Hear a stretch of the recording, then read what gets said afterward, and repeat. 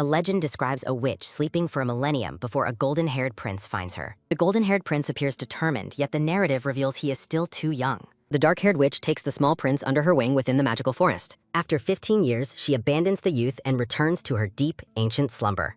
The prince grows into a powerful man, wielding both a sword and a magic book. He battles through brambles and monsters to find the hidden castle where she sleeps. The dark-haired witch remains peacefully asleep, unaware of the prince's long and arduous journey. 10 long years have passed since the prince last gazed upon the witch's face. With a dark smile, he burns her forest home and offers a sudden proposal. Talk! The storybook closes as the narrator finishes the tale of their supposed happy ending. Rachette sits on the edge of a grand bed, finishing the tale for Ariel. The blonde man looks back at Ariel, confirming her identity as the story's protagonist. Rachette confesses a dark, consuming love, admitting a desire to destroy her out of affection. Rachette Cedric Windlerum is formally introduced as the powerful emperor of the Elysium Empire. Ariel Ashilde Louisa Arundel is revealed as the legendary witch who raised the prince. Rachette stands over Ariel, casually suggesting they simply agree to love one another. Ariel stares at him with a look of utter confusion and growing suspicion. He adjusts his coat, dismissing her hesitation as they prepare for the day ahead.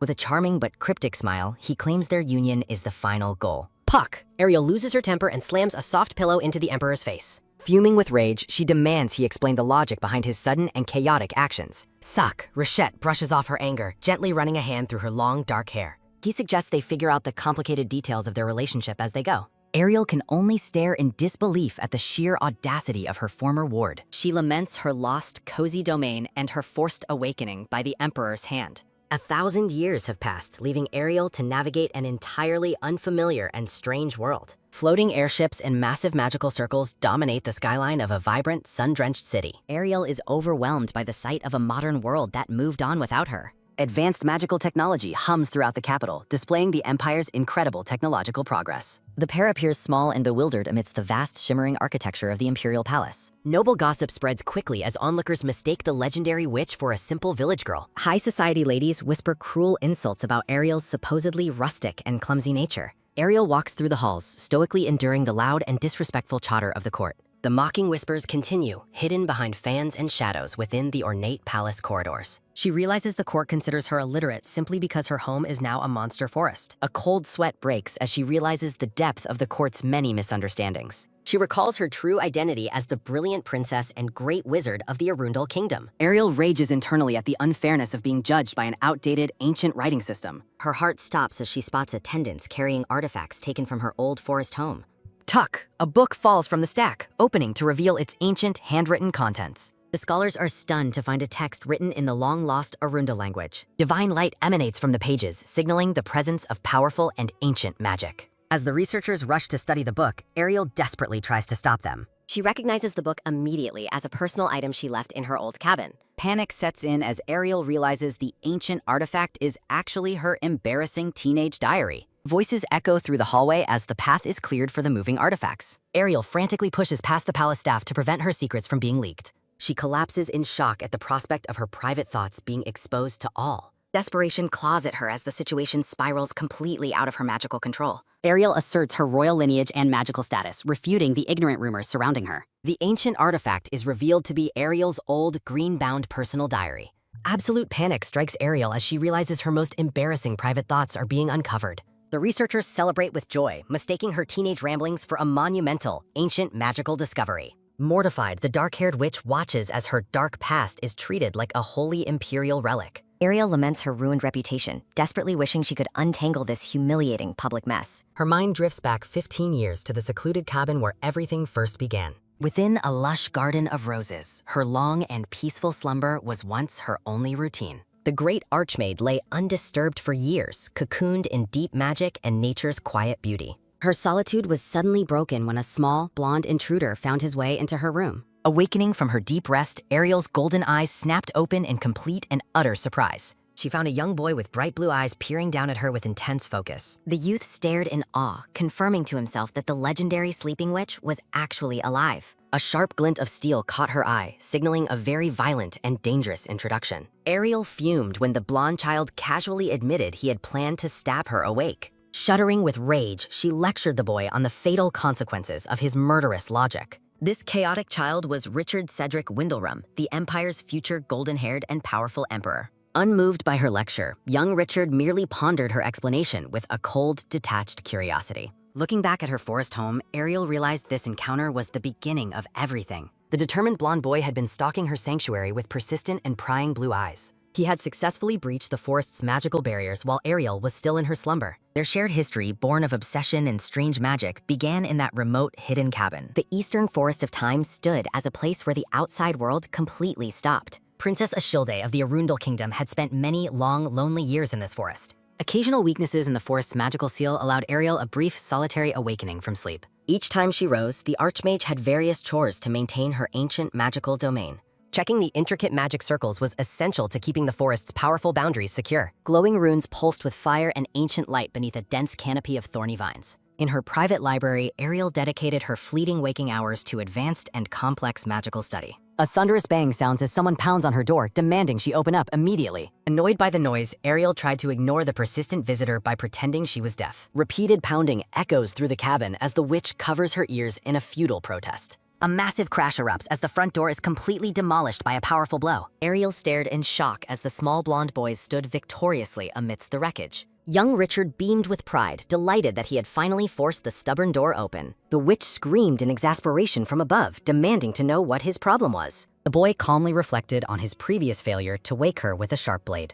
Completely ignoring her fury, Richard began browsing her shelves as if he owned the cabin. A sudden clatter rings as he breaks a plate, prompting Ariel to yell at him. Looking her in the eye, the child bluntly asked what kind of strange creature she was. Ariel sternly explained that the forest was a forbidden realm closed to all outsiders for years. The blonde boy met her gaze with a silent, calculating expression that made her uneasy. Richard cited his mother's warnings about strangers while Ariel pointed out his own lethal knife. He remained fixated on the simple fact that her eyes were finally and truly open. Images of a fairy tale kiss flashed by as the boy compared reality to children's legends. Ariel's face went pale when the boy complained about her stubborn and unyielding sleep. He explained his bizarre logic, claiming that fairy tales said a kiss should have worked. The blonde child wondered aloud if she was a witch whose curse had not been lifted. A quick whistle sounds as Ariel loses her temper and hurls a cushion at him. A quiet pop sounds as Richard admits he tried suffocating her too, leaving Ariel horrified. He only stopped because of his mother's morals, proving he was a tiny blonde monster. Richard explains he considered using a rock to wake her until his mother intervened. The blonde boy beams while describing his failed plan to stab her neck awake. Ariel lectures the sparkly child on the fatal reality of being stabbed with a knife. The Archmage reflects on the embarrassing prospect of nearly dying in her sleep. Ariel watches with bewilderment as the young intruder runs through her quiet home. She demands the boy leave as he reaches for a mysterious, glowing doorway. Young Richard stands in awe, surrounded by the Archmage's shimmering, golden, magical power. A look of utter shock crosses Ariel's face as she hears him speak. Ariel's heart sinks as she realizes the boy can actually sense her hidden magic. Grabbing him by the shoulders, she demands to know how he discovered her identity. She wonders how a child could know her when centuries have passed outside. Ariel stares into his bright blue eyes, baffled by his awareness of her power. Richard mentions finding an ancient magic circle still pulsing with the Archmage's residual energy. The boy leaps into the forest, claiming he can feel her magic everywhere. He stands amidst rainbow wisps, noting the forest's frozen time preserves her fading artifacts. Ariel watches him closely, noting the forest's magic reacting to his presence. She is stunned to see her own ancient power flowing naturally around the child. The surrounding nature seems to glow with joy, welcoming the boy's immense magical potential. Suddenly remembering his obligations, Richard announces that he must depart the forest immediately. Ariel watches in silence as her strange young guest prepares for a hasty exit. She looks down at the boy standing within a massive, intricately carved magic circle. With a cheerful grin, the blonde boy promises to bring toys on his return. The ancient circle beneath his feet flares with brilliant light as he activates it. Ariel realizes with horror that the boy possesses incredible high-level magical capabilities. The golden-haired child disappears into a pillar of light, leaving the Archmage behind. She realizes the circle required the talent of a first-class wizard to function. Shaking off the shock, Ariel decides to ignore the genius boy and his antics. She scolds the forest's tree monster for failing to stop the small blonde intruder. Richard suddenly crashes back through the door, delighted to see she is still awake. Ariel asks how he bypassed her defenses and if he possesses hidden abilities. He points out that the tree monster actually helped him break into the house. She scolds him for damaging her trees, but he claims they saved his fall. Ariel is annoyed that her own magical guardians are protecting a random human child. A gentle light fills the woods as nature reveals its deep affection for children. The forest fully accepts the boy, sensing a power that shines brighter than others. Ariel begins to understand why her domain has grown so fond of the youth. Glaring at the tree monster, Ariel internally labels her own forest guardians as traitors. The tree monster smiles as it invites the boy to play in the yard. A sudden realization makes Ariel pause as she looks closer at her young guest. She notices a dark shadow in his expression that contradicts his cheerful, laughing face. Her sharp eyes catch something alarming on the boy's skin that isn't a play wound. Ariel spots suspicious bruises and cuts on his neck and hands, indicating recent violence. She notes his expensive clothes and healthy appearance, marking him as a highborn child. Ariel deduces that in a wealthy household, only family members could inflict such injuries. Dark silhouettes of a noble family loom over the boy in her grim imagination. Clutching her head, she resolves not to get involved in the boy's complicated life. She tries to view him as nothing more than a stray puppy playing nearby.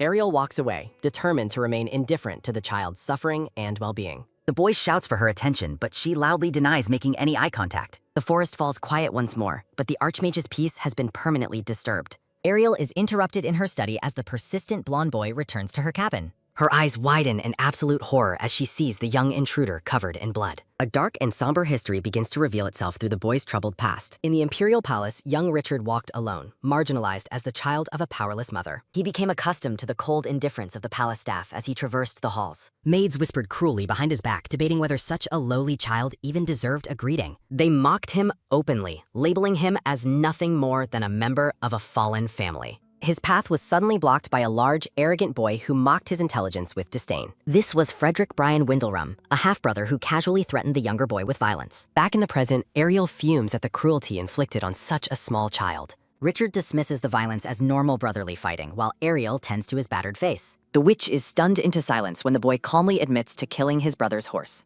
He explains with chilling logic that he simply wanted the annoying creature gone for good. Ariel nervously asked for clarification, fearing the boy has also murdered his own half-brother. A flashback reveals Richard's calculated trap, using a rope to cause a violent riding accident. He laments that only the horse died, expressing a dark wish for his brother's demise. Ariel finds the child's detached attitude deeply unsettling despite his sorrow for the innocent animal. He justifies his lethal impulses by claiming his mother's objections weren't based on moral logic. Richard describes even more gruesome desires, leaving Ariel completely horrified by his casual, violent thoughts. She forces a nervous smile, silently questioning the fundamental sanity of her strange young guest. The boy promises to endure his hardships until adulthood, while Ariel hopes he remains nonviolent. She appreciates the late mother's Herculean efforts to instill some semblance of morality in him. Memories of a gentle woman reveal her desperate attempts to correct the boy's villainous potential. Moved by the story, Ariel praises the mother's character and asks about her former life. Richard vows to fulfill his mother's wishes, his bright eyes belying the darkness within him.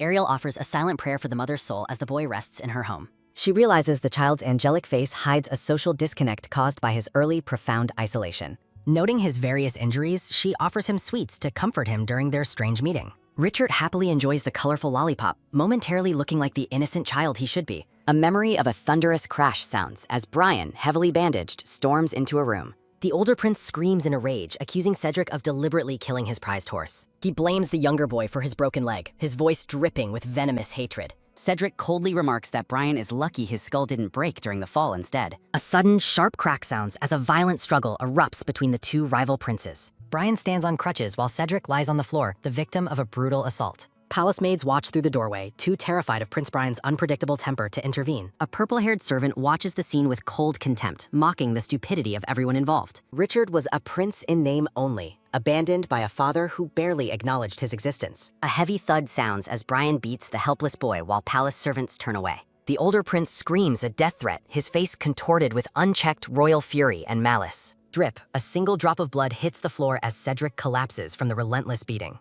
A quick slurp sounds as the boy wipes the blood from his mouth with a hand. Cedric looks up with a terrifyingly calm expression, asking his brother if he is finally finished. Absolute panic strikes Brian as he stares into the younger boy's cold, unyielding blue eyes. The older brother cowers in fear, screaming one last desperate insult as he flees the room. Ariel finally understands the boy's tragic circumstances and the powerlessness of his late mother's lineage. She realizes that after his mother's death, Richard was left to face a world of cruelty alone. Back in the cabin, she asks if anyone cares for him in that massive, empty palace. He explains his lonely existence, cared for only by a servant who provides the barest necessities. The boy asks for more candy, finding a rare moment of comfort in Ariel's quiet sanctuary. Ariel presents a jar of vibrant, heart-shaped candies and festive sugar canes. CD beams with joy, delighted that his handmade treats are finally ready. The Archmage watches him with a mixture of suspicion and growing concern. She realizes the forest provides the only safe sanctuary for the lonely child. In the palace, Seti walks through massive halls, a tiny figure amidst indifferent nobles. He contemplates a solitary life within the mansion, far from the palace's coldness. Amidst lush greenery, the boy's genuine laughter returns as he plays with nature. A sharp "auk" sounds as CD peels a bandage off his healed face. Ariel is astonished to see her magical treatment has completely vanished his injuries. She bristles with irritation when the boy identifies her as a mere witch. CD tilts his head, innocently questioning her true identity if not a witch. The ancient mage is momentarily stumped, unable to find a simple explanation. Internal panic sets in as she wonders how to hide her legendary status. She resolves to keep her true power hidden from the curious young boy. Striking a graceful pose, Ariel tries to appear like a normal, harmless lady. A soft thud sounds as the boy's heart skips a beat at her beauty. He shyly invites Ariel to use his mother's nickname for him, Seti. A gentle rustle sounds as Ariel softly pats the boy's golden hair. She warmly welcomes him to return to her forest sanctuary whenever he pleases. CD looks up with wide eyes, noticing the rare, genuine smile on her face. Happiness returns to the woods as CD plays on a magical tree monster swing. Ariel's temper flares again as she finds CD covered in fresh, new wounds. She gazes at her quiet cabin, deciding to master medicine for his sake. Ariel resolves to protect him until he eventually grows and leaves her domain. After tending to him, she dismisses the boy to go play outside. She confidently stands amidst blossoms, certain she can handle any situation that arises.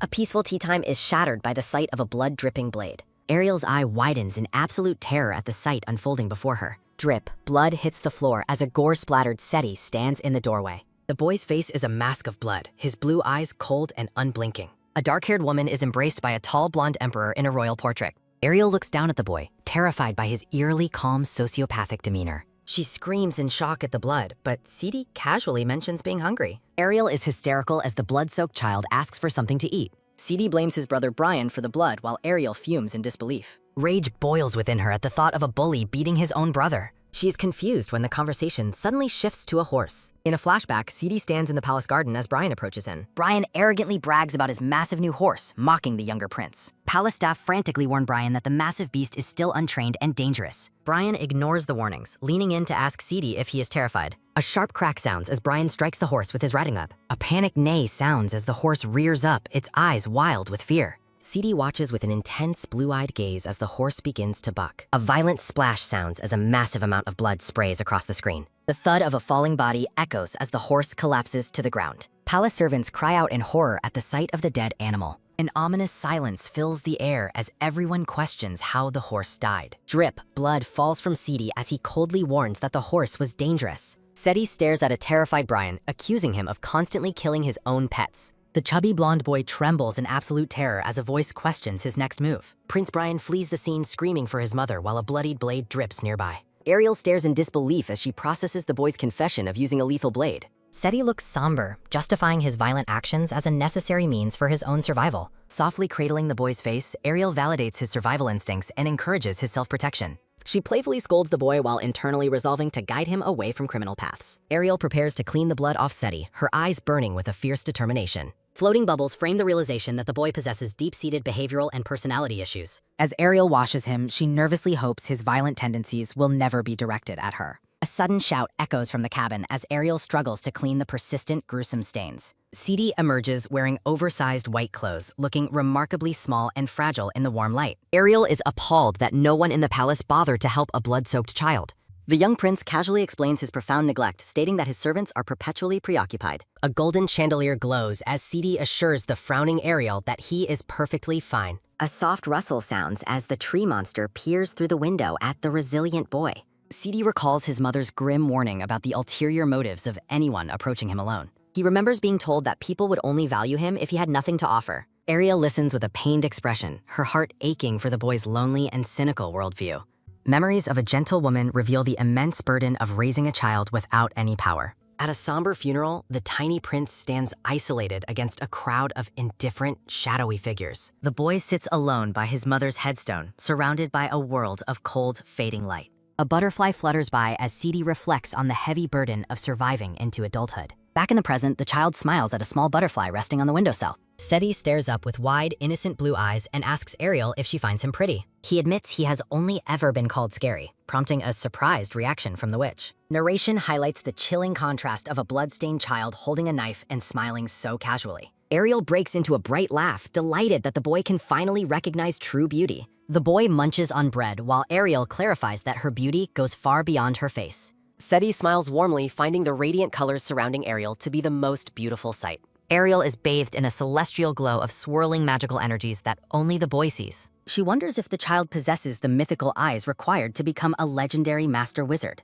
A quick rustle sounds as Ariel grabs Seti's hand, making him drop his precious bread. Standing in the garden, Ariel instructs Seti to connect the colored dots within a magic circle. Seti looks at the ancient grimoire with curiosity, questioning the simple nature of the magical task. A brilliant blue magic circle manifests instantly, leaving the experienced archmage completely stunned by his talent. A thunderous whoosh sounds as a massive pillar of fire erupts from the child's small hand. The forest is engulfed in a swirling vortex of flames as Seti wonders at his power. Ariel screams in utter shock, realizing the boy just performed intermediate-level magic with zero effort. Promotional text appears over the scene of Seti and Ariel standing within the towering magical fire.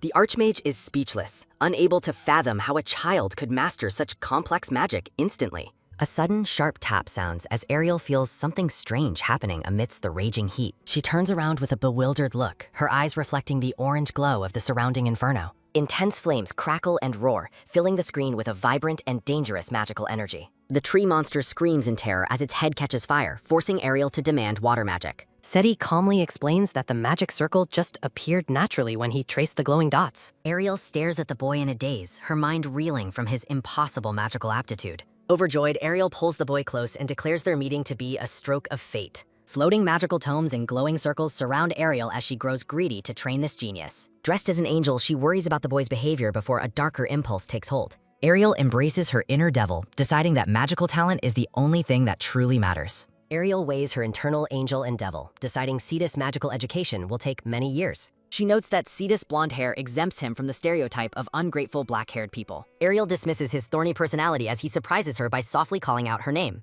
A soft thud sounds as the boy's hand suddenly grips Ariel's sleeve to get her attention. Ariel enthusiastically vows to teach him magic herself, ignoring any potential future consequences for her soul. Seti looks up with wide eyes, questioning if she truly intends to become his magical tutor. She tempts him with power to defeat Brian, despite her internal angel's concerns about his personality. Clenching her fists, Chibi Ariel grows intense, while the young prince looks on with nervous sweat. Seti agrees to try magic for her sake, though he remains wary of Brian's lingering cruelty. Ariel leads him back to the cabin, promising to find a suitable magic book for him. She prepares to enter her basement study while Seti waits patiently in the warm outside light. The boy watches her, acknowledging that the witch indeed possesses a profound and genuine magical knowledge. Inside a grand library, Ariel reaches for a volume, determined to find a perfect starting point. She is struck by a sudden shock when she discovers the young prince cannot read basic letters. Seti looks at the complex script with confusion, admitting he has never seen such characters before. Ariel is momentarily speechless, realizing the palace completely neglected the education of a child from royalty. He recalls a tutor from before his mother's death, finding the current letters impossibly complicated to decipher. Ariel stares at him with a pained expression, processing the depth of his family's intentional educational sabotage. Amidst shattered glass, she realizes the palace intentionally keeps him illiterate to ensure he remains powerless. A sharp snap sounds as Ariel's rage peaks, vowing to ruthlessly destroy those who neglected him. Enveloped in magical fire, she passionately promises to make Seti a legendary and brilliant wizard scholar.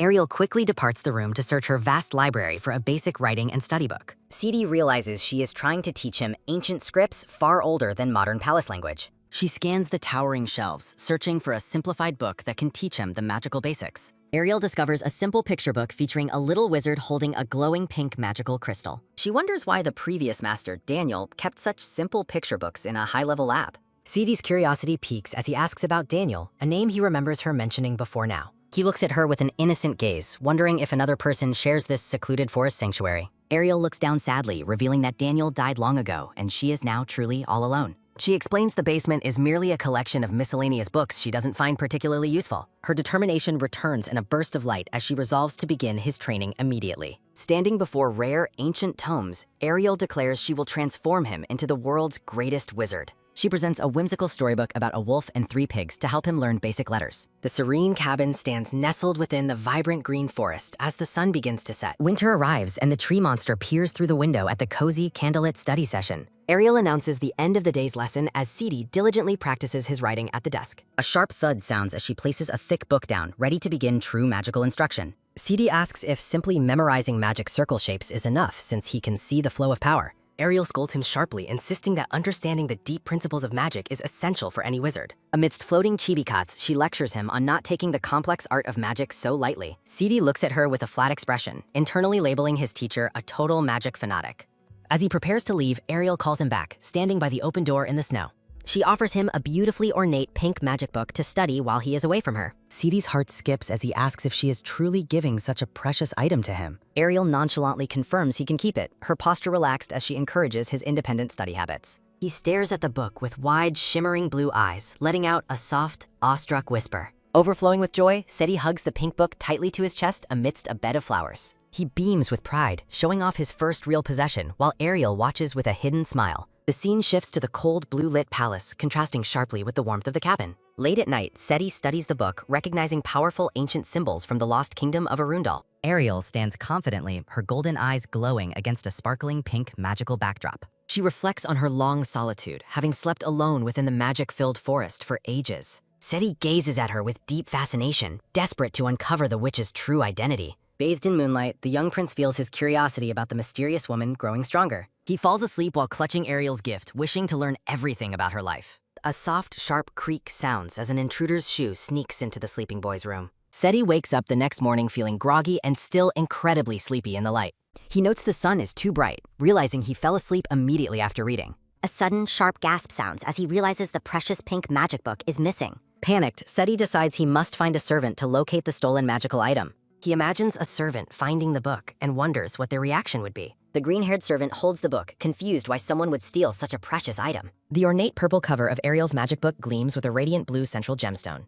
Seedy's expression turns dark as he fixates on the loss of his only true possession. Intense fire burns in his eyes as he vows to find the book Ariel gave him. A sharp, startled gasp sounds as the servant reacts to the boy's sudden, intense arrival. Seedy stares blankly at the man, his mind consumed by the theft of his treasure. A thunderous crackle sounds as a ghostly, barefoot version of the boy appears in the hall. The young prince looks on with a cold, determined gaze amidst a field of embers. Sweat beads on his face as he frantically wonders how to recover his lost book.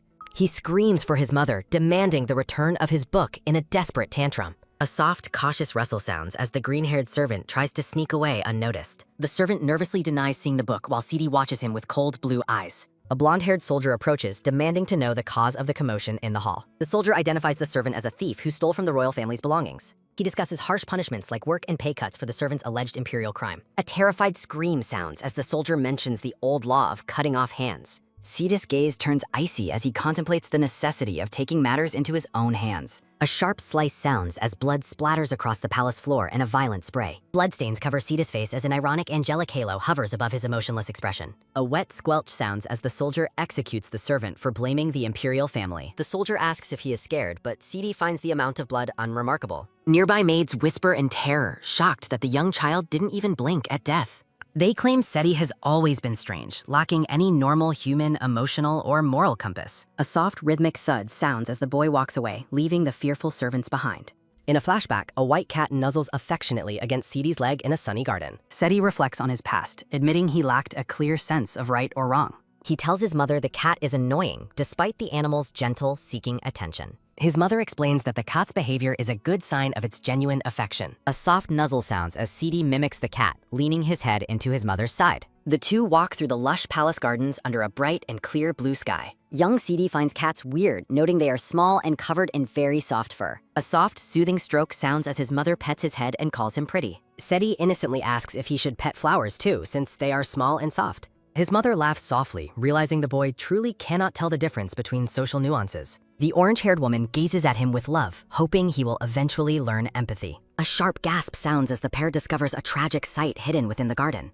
Seedy stares blankly at the dead cat they used to meet during their daily walks. His mother cries, observing that the poor animal appears to have been trampled by horses. Seedy mumbles quietly, trying to reconcile the concepts of beauty, petting, and sudden death. The orange-haired woman tells young Sidi no as they walk together through the palace garden. She explains the concepts of death and grieving, though the boy remains confused by the terms. Holding a bunch of flowers, Sidi admits he does not understand the feeling of being sad. He kneels before a small grave as his mother watches with a hopeful, loving expression. The woman smiles warmly at her son, wishing for him to eventually learn the meaning of empathy. Time passes and Sidi's mother gently tells him it is time to get up from bed. The young prince looks back with a solemn gaze, his blue eyes reflecting a deep, internal stillness. Lying pale on her deathbed, his mother whispers that she loves him one last time.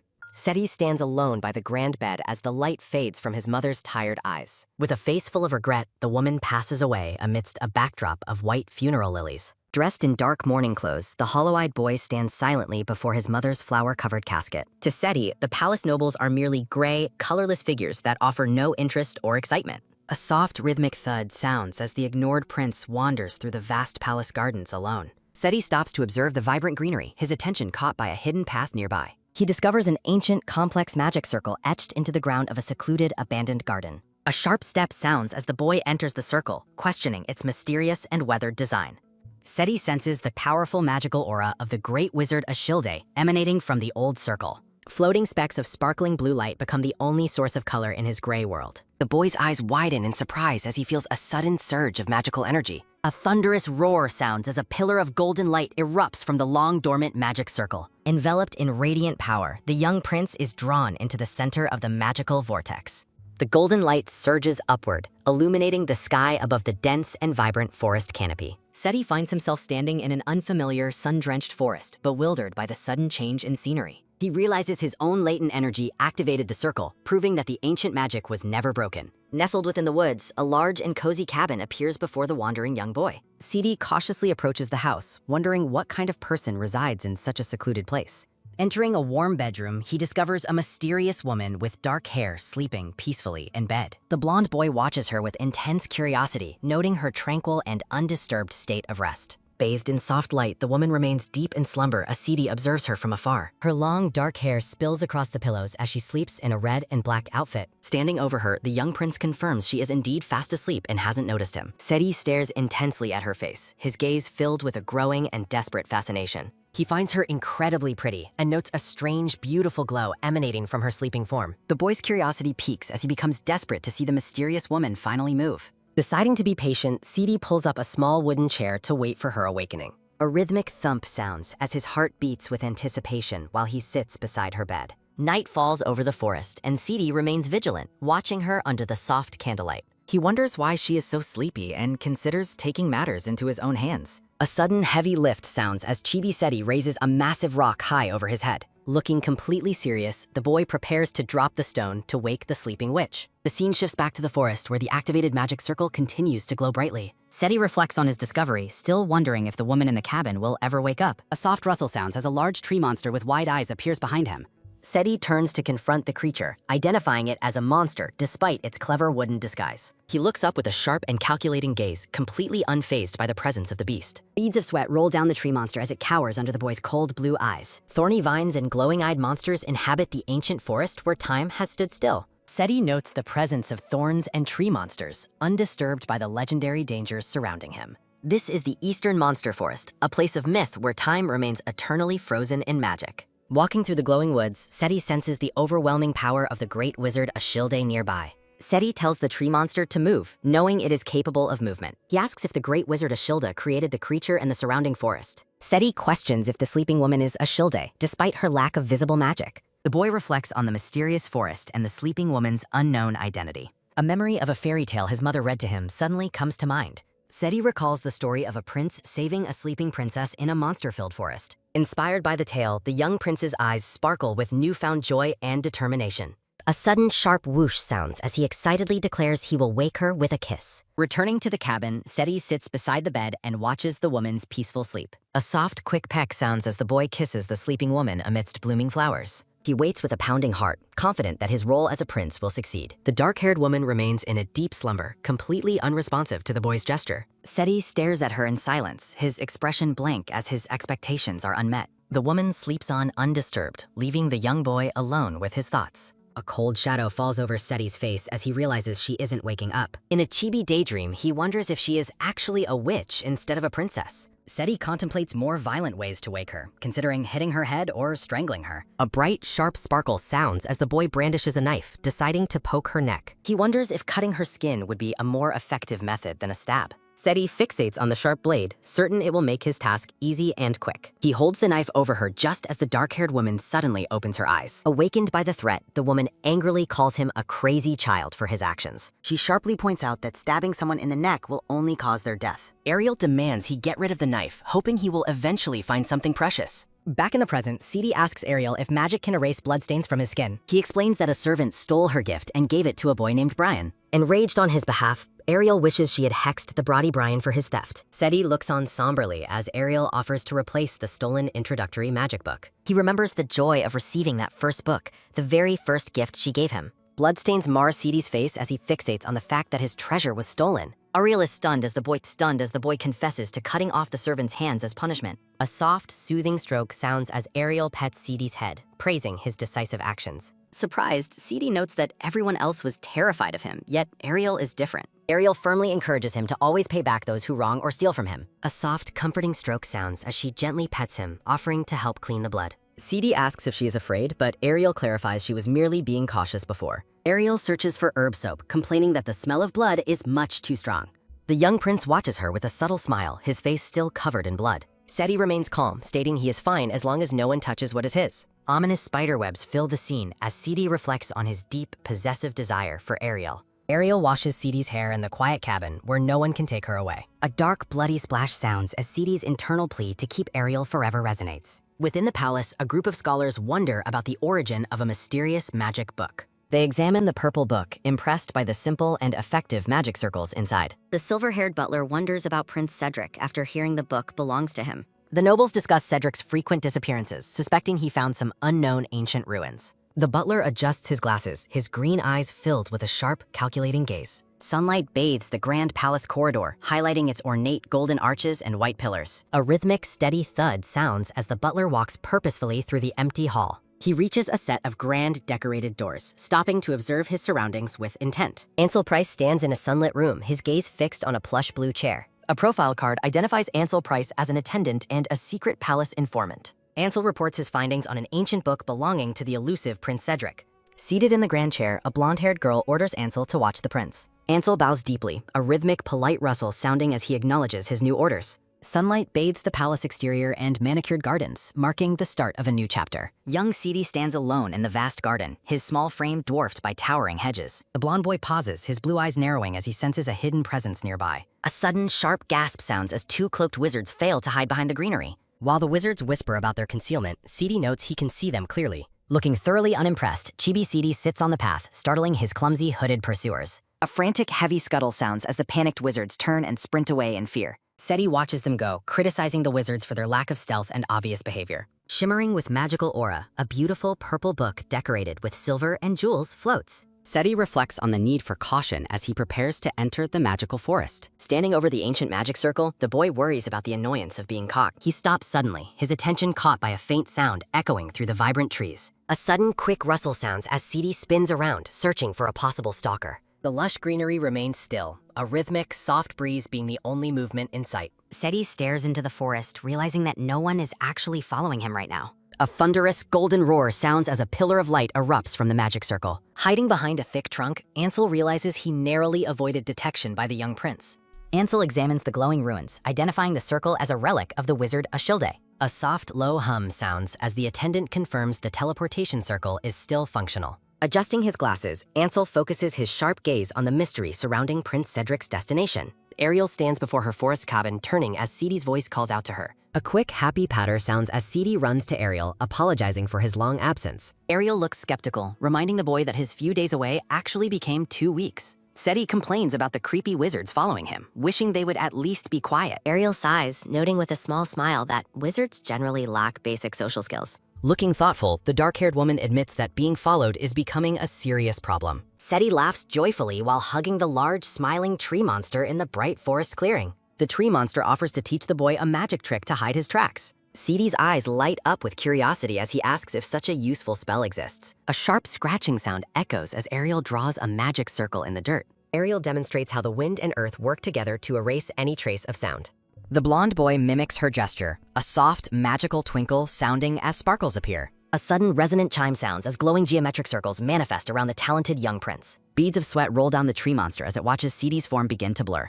Seti laughs triumphantly, realizing the spell will make it impossible for anyone to find him. He pumps his fist in excitement, eager to sneak around the house without being seen. Ariel hands him an ornate book, encouraging him to study even when he is away. Within the cozy cabin, Ariel patiently guides Seti through his magic lessons over a desk. They sit closely together, the boy's face filled with wonder as they read the ancient text. Time passes as they dance happily and share piles of sweet tangerines during the winter. A gentle, growing shimmer sounds as a spell causes vibrant strawberries to ripen for harvest. A massive, cooling splash sounds as the pair plays in the water to escape summer heat. Sunlight filters through the trees, illuminating the cabin where they shared many peaceful seasons together. Under a brilliant full moon, the forest remains quiet as the teleportation circle glows faintly. Ariel's voice drifts through the night, asking the tree monster if it is waiting for Seti. Ariel warns the tree monster against forming a deep bond with the boy. She emphasizes that Seti is merely a temporary visitor from the outside world. Ariel reflects on their long lifespans compared to Seti's fleeting human existence. Seti runs joyfully through the lush forest, calling out to Ariel with excitement. The dark-haired woman turns toward her forest home as Seti approaches her. Ariel considers the boy's arrival a brief encounter that will soon pass. Sunlight beams over the peaceful cabin nestled deep within the magical forest. A sharp, quick slide sounds as a blonde young man unbuttons his shirt. Ariel is startled as the grown boy suddenly calls out to her. Shocked, the dark-haired woman looks up from her book with wide eyes.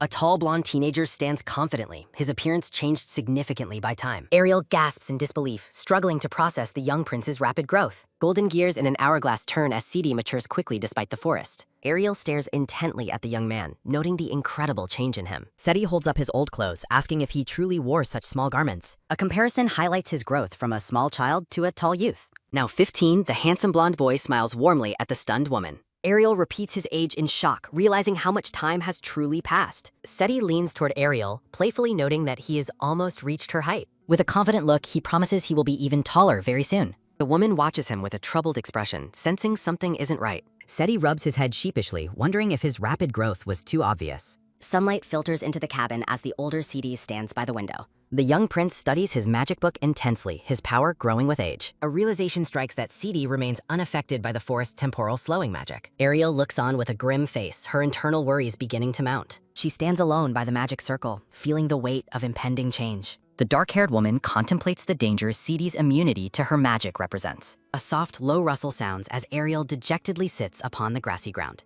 A quick sliding sound echoes as she glances toward the watchful tree monster. Ariel wonders what actions she must take to prevent a looming magical disaster. She confirms that Seti's natural magic far exceeds the power of her seal. Surrounded by glowing clocks, Seti stands as a force that defies the forest. Ariel realizes his magic will eventually devour the seal she worked to maintain. She fears the consequences when he finally masters his full, overwhelming power. A warning echoes that the forest's protection will be destroyed by his magic. A vision shows the dimensional gate opening as her magical barriers shatter completely. Ariel sees a tragic future where she weeps amidst a battlefield of swords. The dark-haired woman collapses, overwhelmed by the vision of her own tragic fate.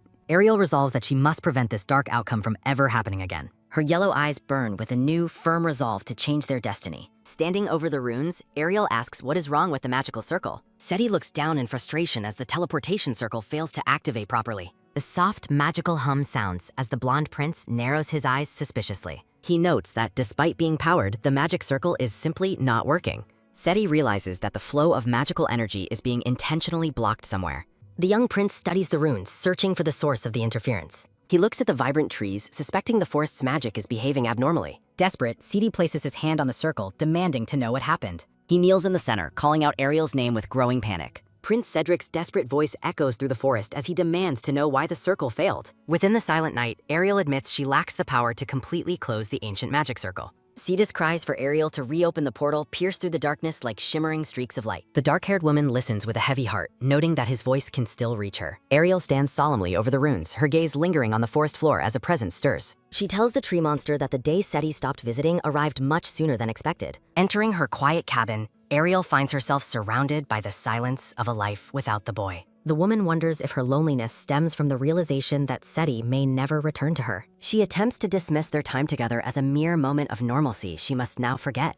Determined to move on, Ariel decides to put away her magic books and maintain a cheerful facade. Sunlight illuminates the empty dining table as she resolves to only use her own utensils from now on. Ariel sighs at the messy room, noting that CD left his discarded clothes scattered across the carpet. She kneels to gather the garments, specifically identifying them as belonging to a boy named Daniel. The woman pauses, her expression softening as she stares at the remnants of his presence in her home. Holding a strand of golden hair, Ariel admits that his beauty matches the brilliance of his power. Glistening blonde hairs are scattered across the ornate rug, a lingering reminder of the prince's growth. Annoyed by the shedding, Ariel jokingly compares the boy to a puppy who left fur everywhere. A sudden, sharp scream sounds as Ariel realizes CD has seemingly claimed her entire home as his territory. Grabbing a broom, the woman decides she must erase every trace of the boy to find peace. She grips the handle tightly, convincing herself that Seti will eventually give up on finding her. Sweeping by the hearth, Ariel reasons that children are fickle and will soon find new interests. A sudden dizzying spell sounds as the woman stumbles while trying to finish her chores. Ariel clutches her head, feeling an overwhelming wave of exhaustion and lightheadedness wash over her.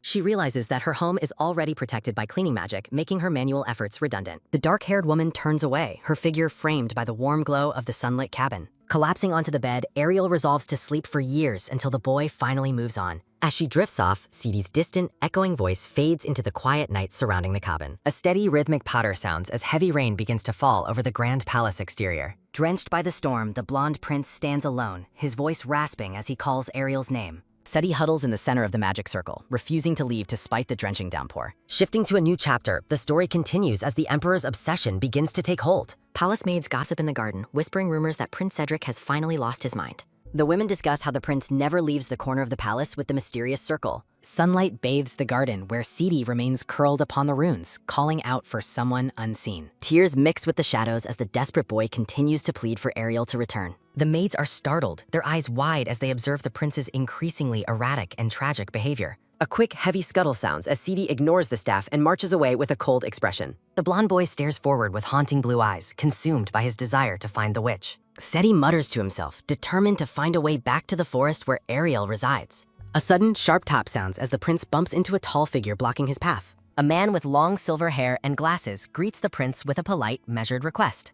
The silver-haired man places his hands on CD's shoulders, asking if the young prince is well. Looking thoroughly irritated, CD demands that the man let go of him immediately. A sharp, rhythmic snap sounds as the boy brushes past the man, refusing to be handled. Seti storms up the grand palace stairs while the silver-haired attendant watches him go with concern. Adjusting his glasses, the long-haired man notes that the prince's condition is rapidly getting worse. A thunderous, heavy thud sounds as CD hurls a book across the library in a fit of rage. He frantically searches through ancient texts for mentions of the monster forest, witches, and time curses. A sharp, resonant bang sounds as the frustrated prince slams his fist onto the wooden desk. Seti despairs over the lack of information, realizing he cannot reach Ariel without the magic circle. A close-up reveals CD's intense blue eye above a floor covered in magic books. A mysterious voice from the shadows asks about the old books resting on the shelf. CD recalls a past moment where Ariel presented him with several precious, heavy magic books. The younger boy wonders why he is being given so many complicated volumes all at once. Ariel smiles, instructing him to memorize the magic circles because she will soon be busy. Magic circles and notes are spread across the desk alongside a bottle of blue ink. In the present, the grown CD stands over his desk, exhausted by his desperate research. A realization strikes the blonde prince that Ariel had been planning her departure for years. A sudden sharp slide sounds as Seti accuses Ariel of intentionally blocking the forest's teleportation circle.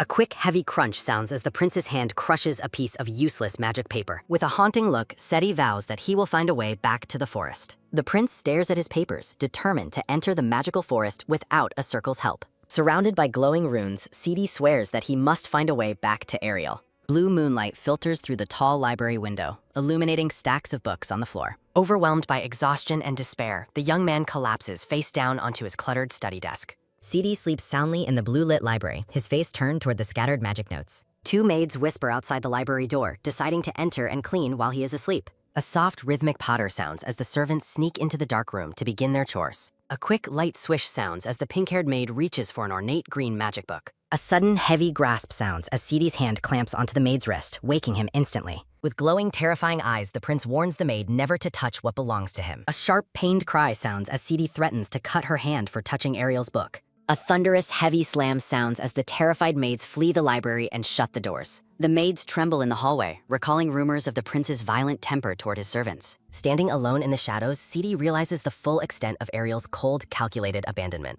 A soft, quick rustle sounds as he clutches the book Ariel gave him, seeking her traces. With a pained expression, the blonde young man asks why the woman he loved betrayed him. Visions of blood and revenge haunt Seti as he fluctuates between wanting to kill or find her. His obsession deepens as he resolves to lock Ariel away where no one can find her. In a dark vision, chains and spiderwebs surround the sleeping Ariel, representing Seti's possessive, twisted desire. Pained by his own dark thoughts, the prince clutches his face and gasps in the moonlight. Seti marches through the grand golden palace hallway with a newly hardened, cold determination. Returning to the woods, Seti stands over the deactivated magic circle, surrounded by the quiet forest. He laments his lack of status, realizing he currently has no way to reach his goal. A sharp, resonant snap sounds as the prince clenches his fist, craving the strength to act. A blood-red moon hangs in the sky, reflecting Seti's growing desire for absolute, unchecked power. A sudden, low rustle sounds as the blonde prince notices someone approaching him in the dark. Seti turns his head with a sharp gaze, demanding to know the identity of the stranger. A soft, rhythmic click sounds as the silver-haired man adjusts his glasses with a cunning smile. The tall, silver-haired man asks if the prince truly wishes to reach the eastern monster forest. He reveals that he has been watching the prince's failed attempts to use the broken magic circle. The man acknowledges the blocked magic, but suggests there is still a way for Seti to succeed. Desperate for a solution, the blonde prince asks if the man knows how to enter the forest. The advisor explains that the forest is guarded, requiring an army of knights to break through. A dark, knowing smirk crosses the prince's face as he contemplates the possibility of a military invasion. Seti questions how he could possibly obtain the authority to command such a massive force. The silver-haired man looks at the young prince with a piercing, meaningful gaze. He tells Seti that to achieve his desires, he must naturally become the empire's next emperor. The scene shifts to the grand palace, focusing on the heavy weight of the imperial lineage. An ornate golden throne stands empty, waiting for the one strong enough to seize its absolute power. The narrative describes the second prince as the most likely candidate for the throne. A lone figure in a white cloak stands before the grand, statue-filled imperial palace. The fourth child celebrates his immense wealth, supported by the empire's largest aristocratic corporation. Seti laughs mockingly as the silver-haired Ansel Price observes him from the forest shadows. The blonde boy questions how a maid's son could ever become the next emperor. Ansel reveals that Seti possesses ancient magic that modern wizards can no longer wield. Surprised by this revelation, the young prince stares intently at his mysterious new advisor. Glowing gears and magic circles illustrate the foundational powers of science, technology, and engineering. Seti stares ahead with cold blue eyes, contemplating the heavy path toward absolute power. Ansel identifies their ultimate destination as the restricted forest where the witch is hidden. The silver-haired man asks to accompany the prince on his journey to the woods. Ansel claims that a centuries-old truth remains buried deep within that mysterious monster forest. He explains their group's desire to uncover the ancient secrets that vanished from the world. Seti focuses on the word we, questioning the true identity of the truth seekers. Bowing deeply, the man introduces himself as Ansel Price, a second-class officer of truth. Ansel pledges his total loyalty, vowing to become the strength the prince needs to succeed. The blonde prince remains silent, looking away as he weighs the cost of this alliance. Two hands reach toward each other as a complex, glowing magic circle illuminates the darkness. Ansel smiles warmly, promising to protect the young highness until the very end. Seti stares forward with a newly hardened gaze, fully committed to his quest for power. Ansel notes that Seti's magic will secure the support of the Empire's wizards and engineers. A high-ranking knight and his unit kneel in absolute submission to their new leader. Standing amidst fallen enemies and splattered blood, Seti seizes the throne through cold determination. The blonde young man resolves to do his best as he accepts his imperial destiny. Ansel bows respectfully to the prince within the ornate blue-lit halls of the palace. The advisor reports that every preparation for their departure has been completed as ordered. Dressed in regal blue armor, Seti commands his forces to finally move toward the forest. The scene shifts back to the quiet, sun-drenched woods where the witch Ariel resides. Sunlight illuminates the peaceful wooden cabin, untouched by the chaos of the outside world. A soft, quick rustle sounds as Ariel finally wakes up in her warm, sunlit bedroom. Clutching her head, the dark-haired woman wonders exactly how long she has been asleep. Ariel stands up, her yellow eyes glowing as she prepares to face the new day. The library remains perfectly preserved, with dust motes dancing in the morning's golden light. The dining table stands empty and still, a silent testament to her solitary life. Looking around the room, Ariel observes that her cleaning magic has kept everything spotless. Checking the forest clearing, she confirms that her protective magic circle remains firmly blocked. A sudden, low rustle sounds as the woman notices a familiar face in the trees. Ariel asks a sentient, face-bearing tree if it has looked after the forest during her absence. She admits that her long slumber has successfully dulled the sharp pain of her heartbreak. Seti sits alone under flowering trees, looking pained as he clutches his magic book. Ariel notes that she can no longer hear the boy's desperate, echoing voice calling her. She recalls a younger Seti running through a field, smiling like a happy golden puppy. The woman hopes the boy has moved on and is using his talents elsewhere. She looks toward the horizon, content that her life has returned to its original peace. Looking down at the forest spirit, Ariel cherishes the quiet solitude she once longed for. A sharp whistling sheesh sounds as Ariel's attention is suddenly drawn to the sky. The dark-haired woman looks up in confusion, noticing an unexpected and strange atmospheric change. A thunderous, heavy boom sounds as fiery streaks of light begin to tear through the clouds. Ariel gasps in shock as she realizes a massive meteor storm is raining down upon her. The witch stands frozen in the forest, watching as the sky falls in a rain of fire. A thunderous, heavy boom sounds as a massive explosion of fire rains down upon the forest. Surrounding trees erupt in flames as Ariel frantically questions why a meteor storm is falling. Turning toward the orange glow, the dark-haired woman realizes someone else is present in the woods. A tall silhouette walks calmly through the inferno, identified by Ariel as a rival wizard. A warning notification alerts Ariel that an incredibly powerful wizard has appeared on the other side. The yellow-eyed witch wonders why a grand wizard would attack her home and what he seeks. A sharp, quick crackle sounds as the intruder unleashes a surge of blue electric magic. Ariel shouts a command to block the attack, summoning a massive wall of twisting wooden roots. A low, pained groan sounds as the forest's protective spirits struggle against the enemy's overwhelming heat. A towering wooden guardian collapses into the fire as the magical assault breaches Ariel's primary defenses. Debris flies through the air as the dark-haired woman retreats deeper into the burning thicket. Ariel resolves to run away and buy time, unable to comprehend her attacker's true motives. Holding an ornate book, the blonde Seedy focuses his energy and casts a devastating thunderstorm. A thunderous, heavy blast sounds as purple lightning strikes near Ariel, sending her flying into the dirt.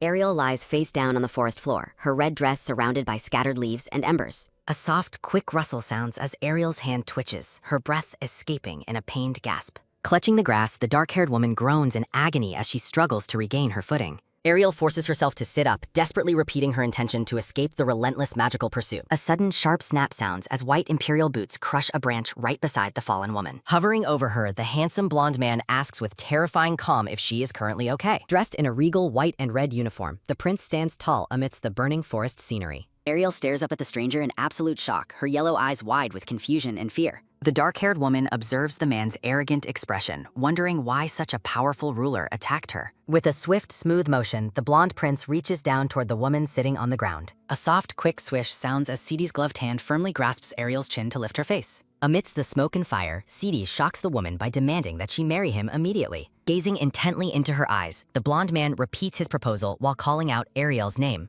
The witch is left stunned by the sudden romantic demand following the destruction of her forest home. In a moment of comedic disbelief, Ariel asks if he has lost his mind after declaring war. A chaotic thought bubble questions why he is proposing right after starting a violent magical fight. Ariel looks up at the man, her expression shifting as she notices his strikingly familiar features. The dark-haired woman notes his blonde hair and blue eyes, finding him unexpectedly handsome despite the chaos. Visions of a young, fire-wielding boy flash through Ariel's mind, hinting at the prince's true identity. The grown blonde man stares back with a piercing gaze that confirms he is no longer a child. Ariel struggles to process the possibility that the boy she once knew has returned as this man. Crouching beside her, Seedy admits that he has missed Ariel terribly during their 10-year separation. A sharp, pained gasp sounds as Ariel finally speaks his name, recognizing her former ward, Seti. Smiling warmly, the blonde prince explains he destroyed the forest just so he could see her again. Ariel spirals into a state of extreme confusion as she processes the prince's twisted, obsessive logic. The woman questions how a pile of ashes and destruction could ever be considered a wedding gift.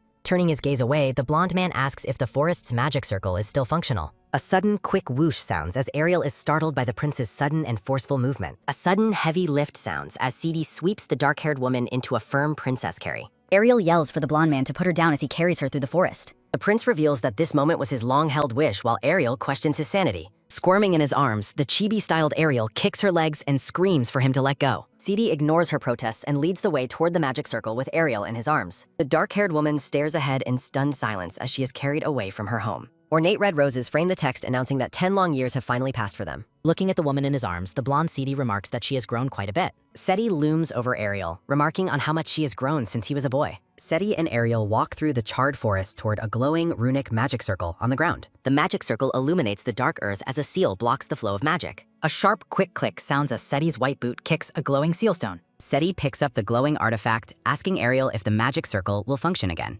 Ariel stares intensely with her yellow eyes, demanding to know what the blonde man truly wants. Seti pulls Ariel into a close, firm embrace, his gaze fixed downward upon her. Ariel looks skeptical, realizing her own opinion on the matter is likely to be ignored. Seti gazes coldly at Ariel, confirming he has no intention of listening to her objections. A chibi-style Ariel shivers as a frigid wind and snow rage around a smiling, unfazed Seti. A soft, quick whoosh sounds as Ariel notices something moving within the dark skeletal trees. Ariel observes that the cores of the forest's monsters remain intact, waiting to reawaken. A towering, fiery, phoenix-like silhouette erupts, marking the first time Ariel has left the woods. Ariel looks worriedly at the forest's seal, questioning if everything will remain stable. Swirling purple and pink magic energy pulses from a dimensional rift between worlds. Seti commands his knights to secure the forest while he and Ariel return to the palace. A thunderous, heavy flash sounds as the magic circle activates, startling Ariel with Seti's royal title. A soft, quick whoosh sounds as the group arrives at their destination via the glowing circle. Ariel gasps in shock, her eyes wide as she begins to process her new surroundings. Ariel asks where they are, standing before a long line of bowing servants and knights.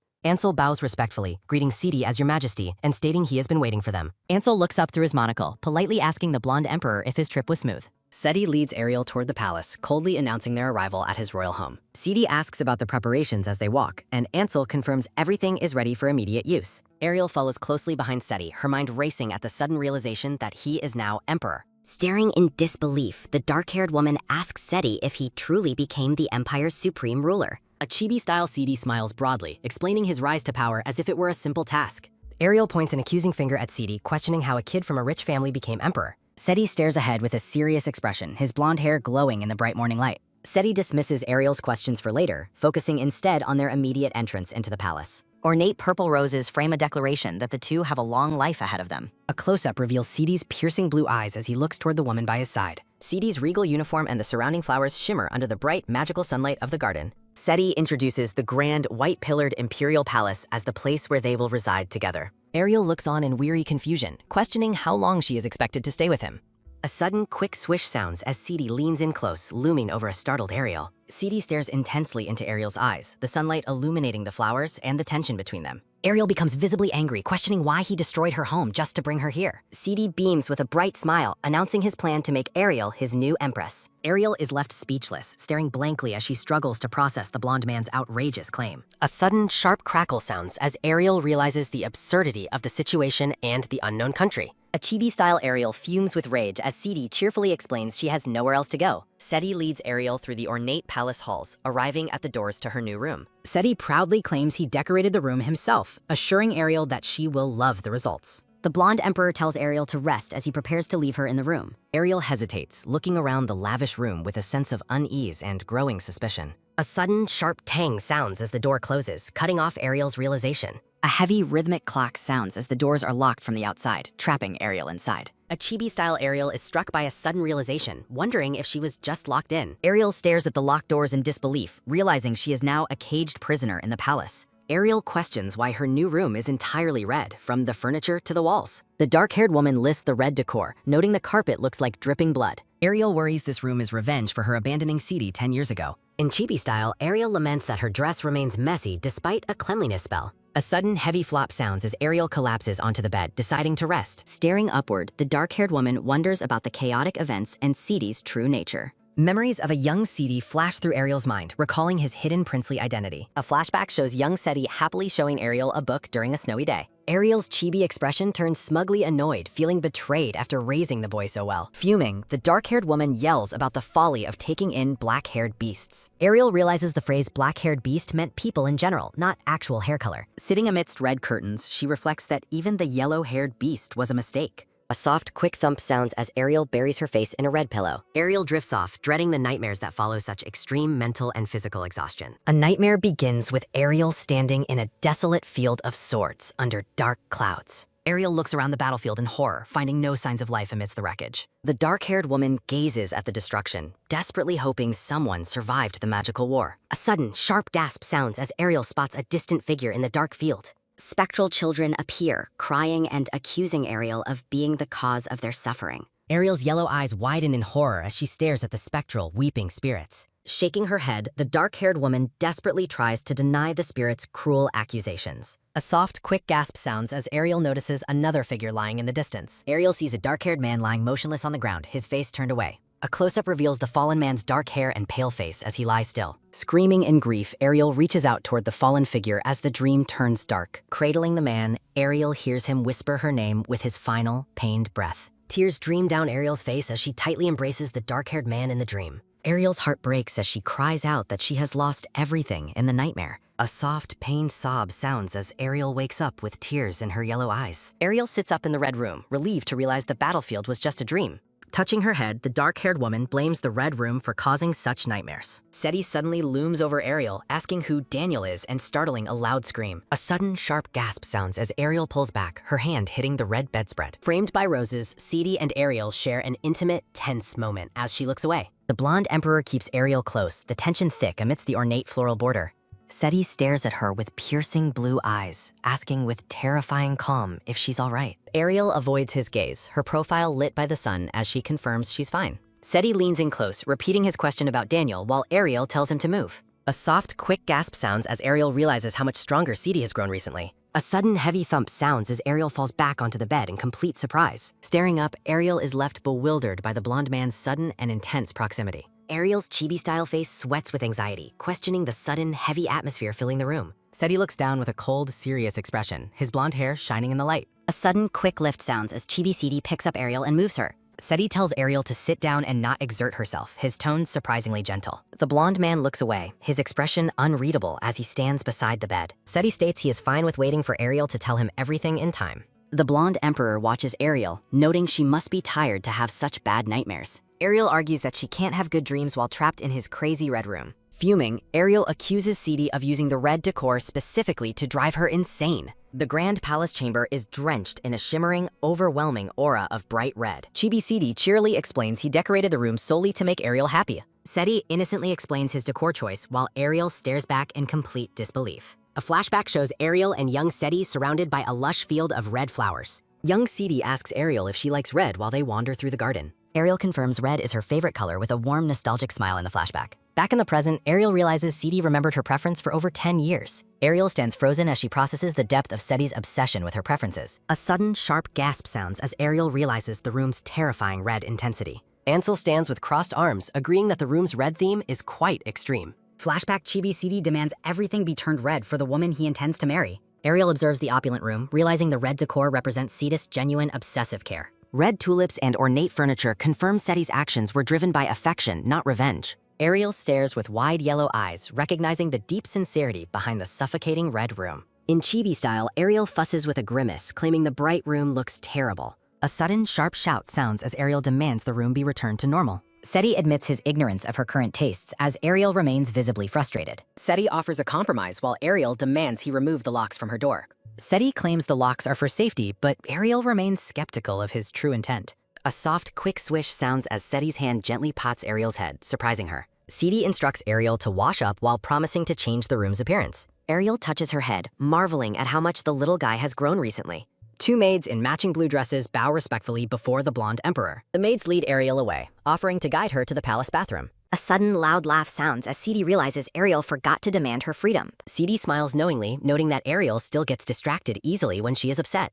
Ansel bows, agreeing to clean the room while Seti watches his guests depart. The two maids stand in the hallway, their expressions turning cold after leaving Ariel. The blonde maid questions the identity and manners of the emperor's mysterious guest. The pink-haired maid warns her to be careful regarding the emperor's chosen future empress. Ariel is compared to established noble candidates like Princess Rosemary and Lady Violet. The pink-haired maid declares she wants no part in the palace's dangerous power games. She reminds her companion that crossing the emperor leads to a certain painful death. The pink-haired maid decides to handle the guest's needs herself to avoid any trouble. The blonde maid remains alone in the hallway, calling her companion a coward. The red room's decor is shown again, having been adjusted to a softer shade.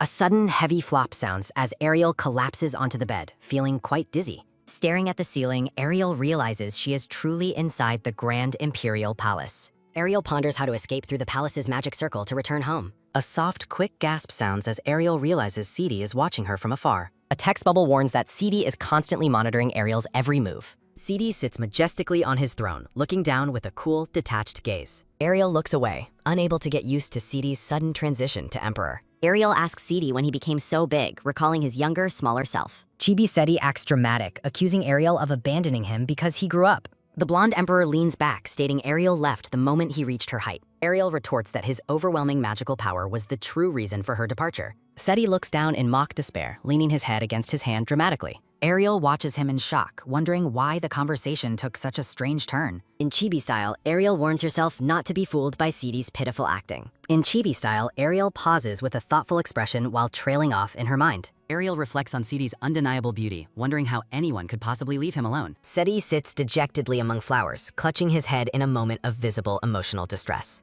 Ariel wonders how to comfort the blonde man or wipe away his lingering tears. Seti remains in deep thought, his face partially obscured as he contemplates his next move.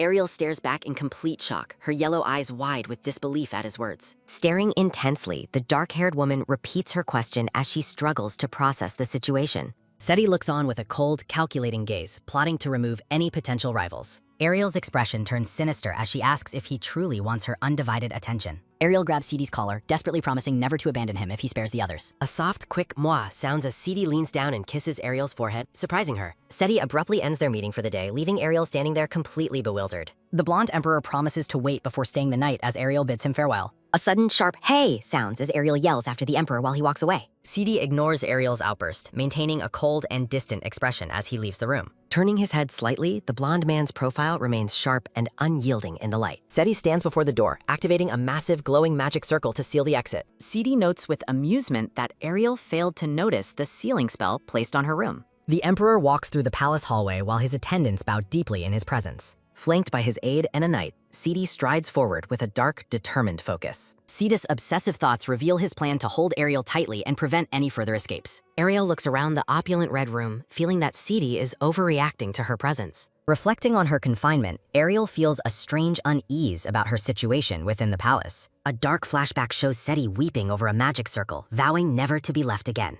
The blonde emperor walks through the grand hall, accompanied by his two most loyal attendants. Ariel is depicted within a symbolic birdcage, representing her current state of confinement and observation. Seti stares forward with a cold, piercing intensity, his blue eyes glowing with hidden resolve. Dark energy and thorny vines underscore Seti's grim determination to never let Ariel go. Thorny branches stretch across a dark void, punctuating the threat that she will die here. The scene shifts abruptly to the dark and misty depths of the mysterious monster forest. Robed investigators explore the woods, their attention caught by a strange and ominous discovery. A massive, glowing magic seal pulsed with dark energy amidst a tangle of thorny vines. The group of robed mages stands before the immense seal, staring at its terrifying power. A robed investigator warns that the seal is far beyond their current level of expertise. An urgent command rings out, declaring that the discovery must be reported to the Emperor. Ansel stands before Seti's grand desk as the Emperor carefully reviews a series of documents. Ansel reports that the seal bears Archmage Ashildi's traces, causing the investigation to halt.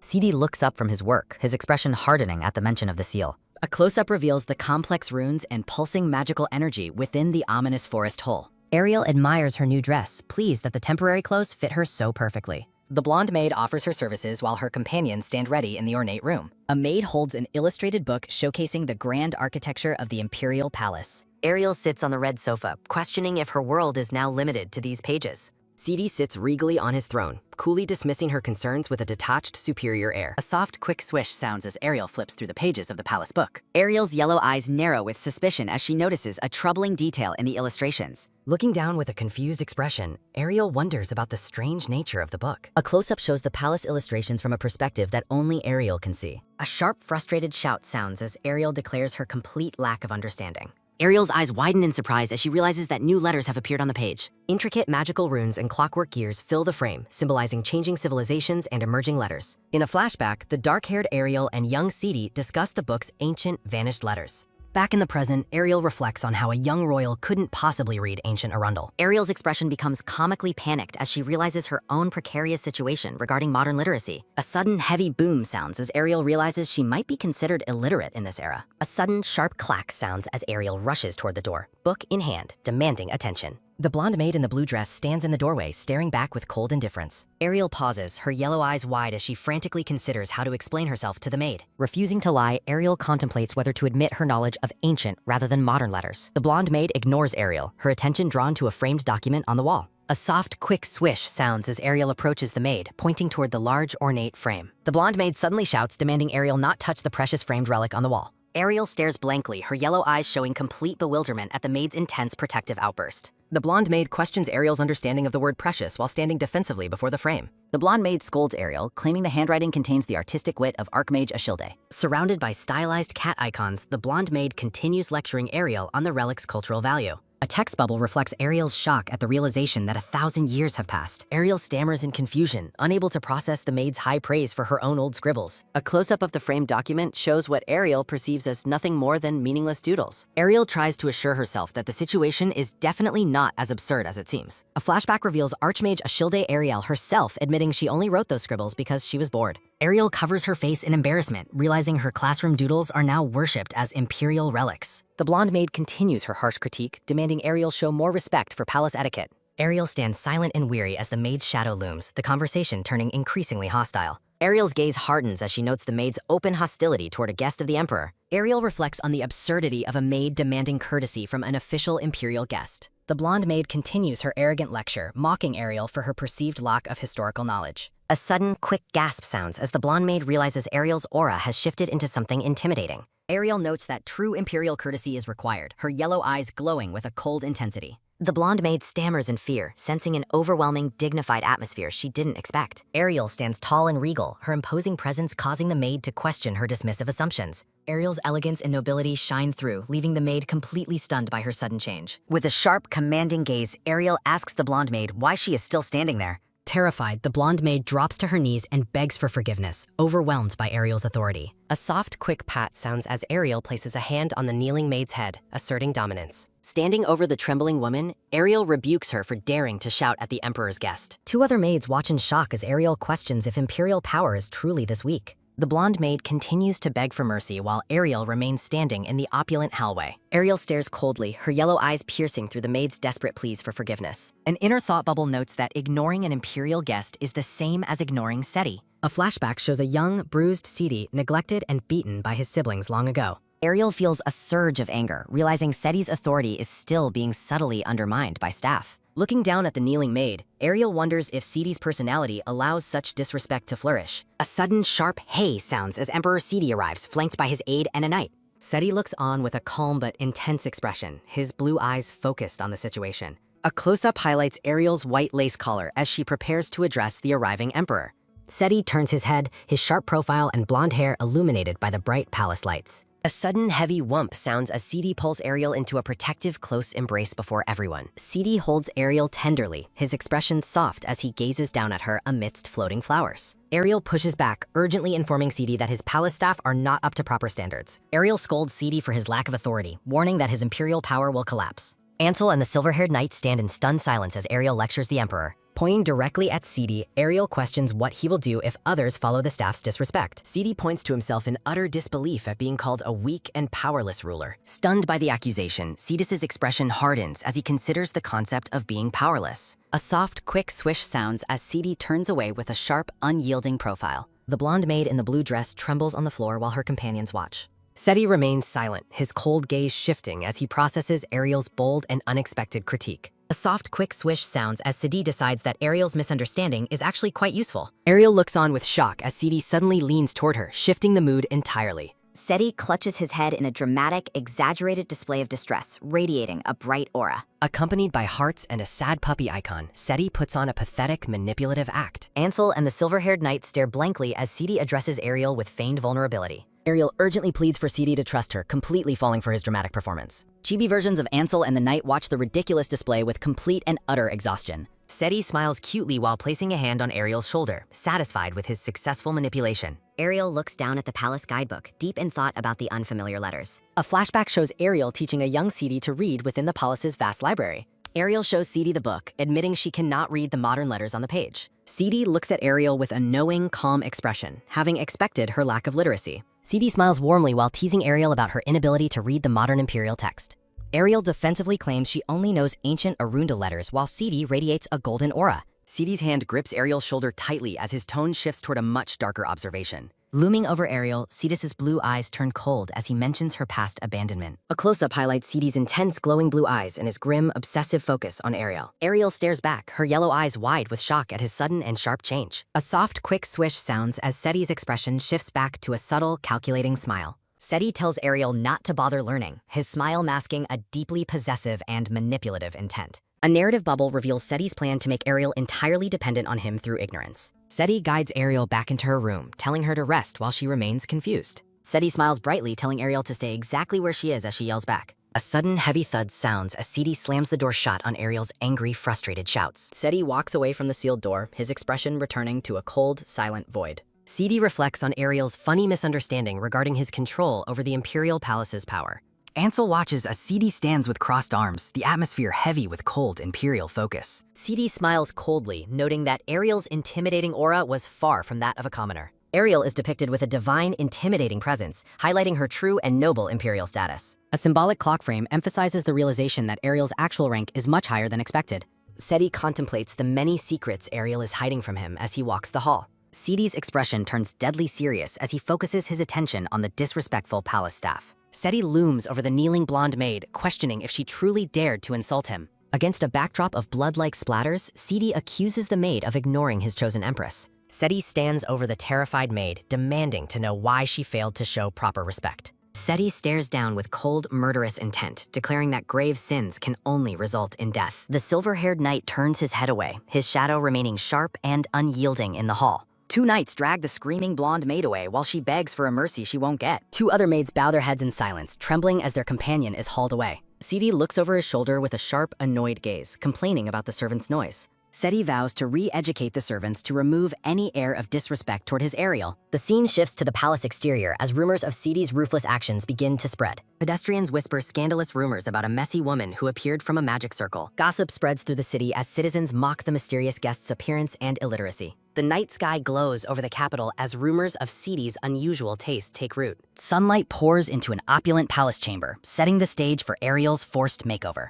A lavender-haired dressmaker presents a gown, vowing to create trendy attire for the imperial guest. Ariel looks on in confusion as the staff prepares to take her measurements for new clothes. A measuring tape is drawn across Ariel's back while she stammers in bewilderment at the fuss. Looking thoroughly annoyed, Ariel questions the sudden urgency of this fashion intervention since the morning. Sipping tea, Seti calmly explains that Ariel needs proper attire to reside within the palace. Ariel glares at the Emperor, delivering a blunt and immediate rejection of his wardrobe plans. Two maids whisper behind their hands, confirming that Ariel is indeed the woman from the rumors. The dressmaker ignores the tension, urging Ariel to select a style from the design booklet. A hand points to a detailed sketch of a lavish, rose-adorned gown in the booklet. The dressmaker and maids debate which fabrics and laces best complement Ariel's striking yellow eyes. Ariel stares blankly at the staff, her patience wearing thin as they obsess over her lace. The palace staff freezes in surprise as Ariel suddenly speaks up with authority. Seti leans back with a smug, satisfied smile as he watches the chaotic fitting unfold. Perspiration beads on Ariel's face as she firmly tells Seti he is forbidden from intervening.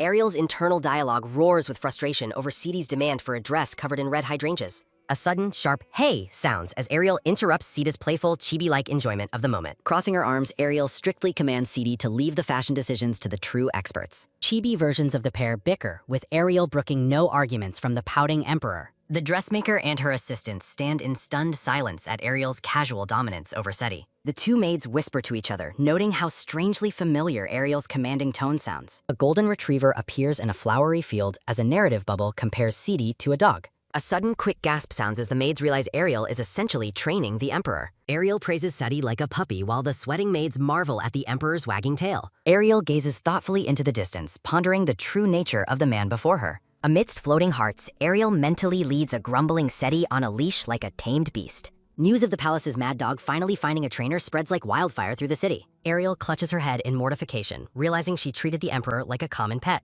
Ansel observes Ariel's spiraling panic as more bizarre rumors about the dog trainer take hold. Determination hardens Ariel's gaze as she decides her only path forward is a swift escape. Ariel surveys her gilded cage, struggling to find a way out of the high-security palace. A panicked chibi Ariel realizes she lacks money and doesn't even know what currency looks like. A sudden, heavy thud sounds as Ariel slams her hand down, finalizing her first escape objective. To Seti's surprise, Ariel demands to be taken to the Imperial Palace's magic circle immediately. Ariel concocts an excuse about checking magic circles outside the forest to mask her true intentions. Seti rests his chin on his finger, regarding Ariel with a calculating and suspicious gaze. Seti agrees to her request, mentioning he also has something significant to show her. A question mark floats above Ariel's head as she wonders what secret Seti is hiding.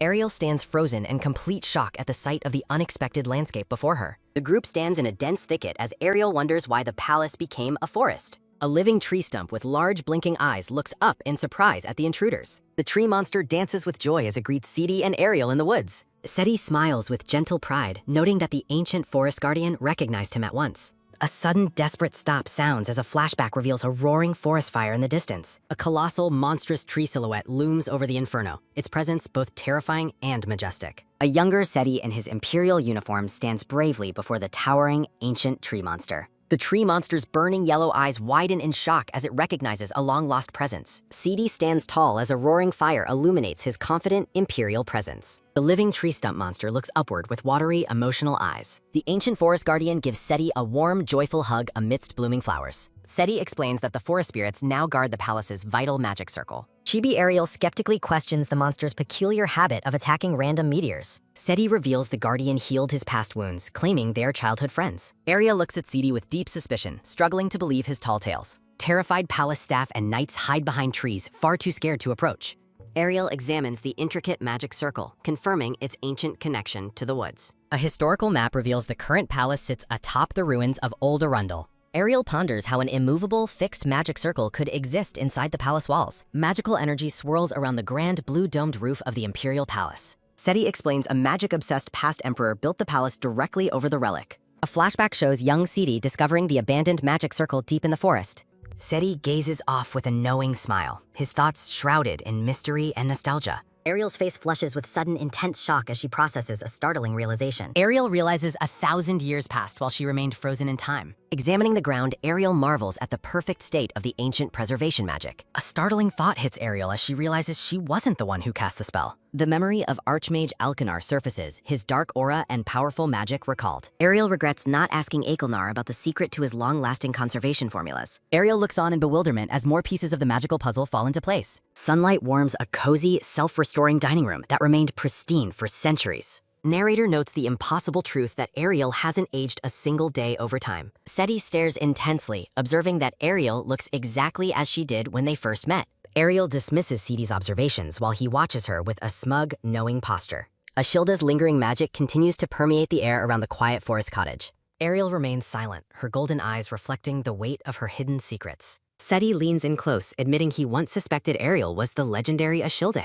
The atmosphere grows heavy as Seti looms over Ariel with a sharp, inquisitive gaze. Relics and ancient scrolls emphasize Seti's deep study of the Archmage's historical magic. Seti pulls Ariel closer, claiming he distinctly felt Alkanar's magic within her forest home. A dark silhouette of the man named Daniel appears against the fading forest light. Ariel panics, realizing Seti has uncovered the true identity of her and her companion. Seti prepares to deliver a final, crushing observation regarding Ariel's past relationships. Ariel explodes in frustration, vehemently denying Seti's wild accusations about her love life. Sweating profusely, Ariel is horrified by the scandalous rumor that Daniel was her lover. Ariel's internal dialogue screams in denial as she prepares to set the record straight. A bold declaration rings out, revealing that Daniel is actually Ariel's biological brother. The handsome, dark-haired wizard Daniel stands revealed as Ariel's true family. The scene shifts to the grand, ethereal architecture of a holy imperial cathedral. A silver-haired woman in a flowing white veil prays fervently before a sacred altar. The woman's eyes widen in surprise as a sudden, sharp gasp leaves her lips. Draped in an ornate, lace-trimmed gown, the mysterious woman radiates a divine, oracle-like presence. A close-up highlights the woman's striking blue eyes and her aura of quiet authority. An ominous red light bathes the imperial palace, signaling a shift in the political tides. Maids whisper in the courtyard, gossiping about the emperor's sudden interest in a new woman.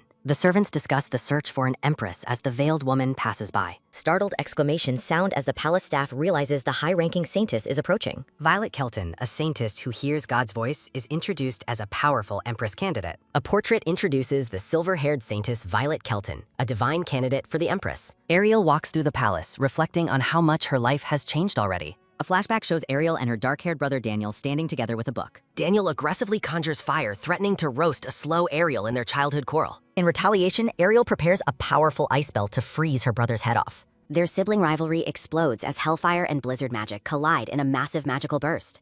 Chibi Daniel ends up with his head encased in ice while Ariel's hair frizzes. An annoyed Ariel physically attacks her brother, who calls her a bear in surprise. The two bicker and wrestle on the floor as they are scolded for their behavior. A series of impact sounds echo as the sibling fight continues with painful grunts. Ariel and Daniel slump on the ground together, nursing their aching heads and waists. Their eldest sister arrives, yelling at them for their constant and destructive magical fighting. The angry eldest sister orders both siblings to reflect in the dungeon for 3 days. Shouts of protest echo through the palace as the eldest sister silences her younger siblings. In the present, Ariel closes her eyes with a heavy heart, mourning her lost family. Seti watches Ariel closely, his gaze sharp and calculating as he observes her emotional state. Seti pulls Ariel into his personal space, questioning the ancient relationship between Akelnar and Ashilde. Ariel vehemently denies knowing anything, telling Seti to search through historical records himself instead. A sudden, loud thud sounds as Ariel slams the doors shut on the persistent emperor. Leaning against the closed doors, a sweating Ariel panics over Seti's growing suspicions of her. Seti remains outside the doors, standing with his arms crossed in a patient, knowing stance. Ariel realizes Seti likely knows Daniel is a Kelnar and she is the legendary Ashilde. Grief and anxiety cloud Ariel's face as she regrets that her secret identity was uncovered. Stylized text emphasizes the shocking reality that a full 1,000 years have passed them by. Ariel's internal dialogue reels from the fact that she is now over a millennium old. Panic strikes as Ariel realizes she has technically become a grandmother over 1,000 years old. A distressed chibi Ariel fears that staying will bring back her painful dark history and trauma. Looking toward the sunlit window, Ariel decides that her only sanctuary is her home forest. Ariel glances back at Seti in his white imperial uniform, doubting he will let her leave. Desperate to escape, Ariel turns back to the door, hoping to resolve things with words. Ariel cautiously peeks through the crack in the double doors to see if Seti left. A startled, quick kaya sounds as Ariel finds Seti standing directly behind the door, smiling. Ariel firmly declares her intent to return to the forest, offering unrestricted access to magic. Seti touches his chin thoughtfully, repeating her request to return to the ancient woods. Seti reveals the devastating news that Ariel's house no longer exists within the forest. Seti explains with a smile that every plank of her home was destroyed molecule by molecule. A starstruck chibi Ariel stares in utter shock and disbelief at the Emperor's casual destruction. Seti explains he brought all of Ariel's ancient belongings to the palace for the delighted wizards. Ariel gasps in horror, realizing the implications of her private possessions being spread through the palace. A group of attendants and a knight are shown busy carrying various crates and scrolls. A sudden panicked no sounds as Ariel rushes toward the balcony to stop the staff. Looking over the railing, Ariel screams in despair over the loss of her home and things. Lightning-like energy surges through Ariel's mind as she processes the loss of all her property. From the balcony, Ariel watches the palace staff continue to move her precious boxes and books. Ariel pauses in her panic, her gaze fixed on something strange among her transported belongings. A heavy book falls to the ground with a sudden, quick thud as it is dropped. Ariel's eyes widen in intense shock as she recognizes a specific item among the scattered goods. An explosive scream of frustration sounds as Ariel identifies a particularly problematic object in the pile. Gripped by a sudden, intense fear, Ariel points frantically at the object lying over there. Rushing back toward Seti, Ariel urgently demands that he give her a specific notebook immediately. Excited wizards discover a familiar word in an ancient book, much to Ariel's growing concern. A sharp sense of dread washes over Ariel as an ominous premonition strikes her heart. The wizards celebrate finding the names Ashilde and Akelnar together, theorizing about their historical relationship. Musical notes drift as the wizards joyfully proclaim the book a valuable research journal of archmages. Looking down from the balcony, Ariel screams in denial as she watches the wizards' misunderstanding unfold. Stylized text reveals Ariel's internal scream that the research journal is actually just her private diary. Overwhelmed by absolute shame, Ariel slumps over the railing and weeps for her lost dignity. Ariel realizes with horror that the diary paints her and Akelnar as a romantic couple. Seti stands behind Ariel, his calm and calculating presence contrasting her frantic state of mind. Ariel desperately tries to convince a skeptical Seti that his assumptions about her past are wrong. With a shaky finger, Ariel urgently demands that Seti retrieve the embarrassing notebook immediately. Radiant light shines from the courtyard as the wizards excitedly find even more mentions of Akelnar. Ariel trembles in despair, remembering she filled the pages with insults calling Akelnar an asshole. An explosive realization hits that the diary was purely a tool for cursing at her brother. Chibi Ariel wishes for a graceful death to escape the unbearable weight of public humiliation. Seti looks down with a silent, intense focus, his thoughts hidden beneath a stoic expression. Crossing his arms, Seti asks why Ariel is so desperate to hide her connection to Ashilde. Beads of sweat roll down a panicked chibi Ariel's face as she fails to find excuses. Ariel falls into a stunned silence, her golden eyes wide as she reaches her breaking point. Ariel finally snaps, loudly confessing her true identity as the legendary archmage Ashilde to the Emperor. Seti closes his eyes and calmly accepts her confession, revealing he already knew her secret identity. A close-up of Cetus's piercing blue eyes highlights his intense, unwavering focus on the revealed archmage. Now that the truth is out, Ariel demands Seti return all her belongings from the forest. They watch from above as the wizards remain transfixed by the diary, refusing to let go. Ariel mockingly questions if the Emperor is too weak to control his own scholar's obsessive behavior. Seti takes charge, calling for Ansel and ordering the notebook to be brought to him instantly. Seti threatens to lock away all the wizards' new materials if they dare to disobey him. Ansel smiles knowingly, observing that the wizards value their research more than a single notebook. Seti settles onto a sofa and begins flipping through the green-patterned book with a serious gaze. Ariel gasps in pure terror, realizing Seti actually possesses the rare ability to read ancient Arundel. Chibi Ariel frantically tries to grab the diary while Seti effortlessly holds it out of reach. Ariel continues her futile attempts to jump and snatch the book away from the taller emperor. Ariel screams at Seti to stop reading her private thoughts and return the notebook right now. Ariel delivers a final, desperate ultimatum, threatening to abandon the palace and return to the forest. A heavy, dark atmosphere settles over the room as Seti's expression turns suddenly cold and hollow. Seti voices his deep resentment, hurt by how casually Ariel speaks of leaving him once again. Startled by his sudden shift in tone, Ariel stares at Seti with a look of pure confusion. A heavy, slow step sounds as Seti approaches, admitting he is barely containing his internal rage. Seti looms over Ariel, reminding her of the 10 long, agonizing years since she first abandoned him. A flashback shows young Seti despairing over a dead magic circle before deciding to enter the woods. Seti gazes out at the palace grounds, recalling his vow to never let her go again. A sudden, swift motion sounds as Seti's hand moves toward Ariel's neck in a possessive gesture. Gripping Ariel's neck with a dark, intense look, Seti asserts his dominance over the terrified archmage. Seti's eyes burn with a terrifying obsession as he contemplates ending her rather than losing her. Ariel gasps Seti's name, her voice trembling as she faces the Emperor's sudden descent into madness. Ariel reflects on the strange, overwhelming pressure of Seti's magic and his increasingly dark, twisted intentions. Ariel looks away in a daze, processing the chilling weight of the Emperor's obsessive and dangerous words. Seti pulls Ariel closer against the balcony, stating that his original plans have taken a darker turn. Seti cups Ariel's face with a predatory gaze, promising to catch her and lock her away forever. Bathed in an ominous red glow, Seti pulls Ariel into a possessive embrace, demanding her complete submission. Seti looms closer, his thumb on Ariel's chin as he threatens to hide her away forever. The scene fades into a brilliant, hazy light as the atmosphere shifts between the two. Seti takes Ariel's hand with a soft, quick shh sounding as he warns her not to provoke him. Leaning into her space, Seti demands a reward for the patience he has shown her thus far. Ariel attempts to dismiss his curiosity, nervously claiming her personal record is just a simple diary. Seti's interest is piqued as he opens the book, while a chibi Ariel screams in internal panic. Seti hums thoughtfully, his blue eyes scanning the ancient pages of the notebook with intense focus. A sudden hot whoosh sounds as Seti uses his magic to ignite and incinerate the embarrassing book. Chibi Ariel is overwhelmed with relief that the diary is destroyed before the wizards can study it. Ariel angrily clarifies that she and Elkanar were actually siblings, putting an end to Seti's romantic suspicions. Seti ponders the sibling dynamic, wondering if Ariel's rivalry led her to eventually kill her own brother. Ariel admits she hasn't killed her siblings yet, leaving Seti to wonder if she plans to later. Seti stands tall, finally accepting the revelation that the legendary Akelnar was Ariel's older brother. Stunned by his calm acceptance, Ariel stares at the Emperor in silence as the truth settles in. Seti looks away with a satisfied expression, glad to know that the mages were never actually lovers. Frustrated by his cryptic mood, Ariel demands to know the reason behind the Emperor's strange facial expression. Seti smiles warmly, admitting he suspected she was a Shilde, but found the mentions of a Kelnar highly annoying.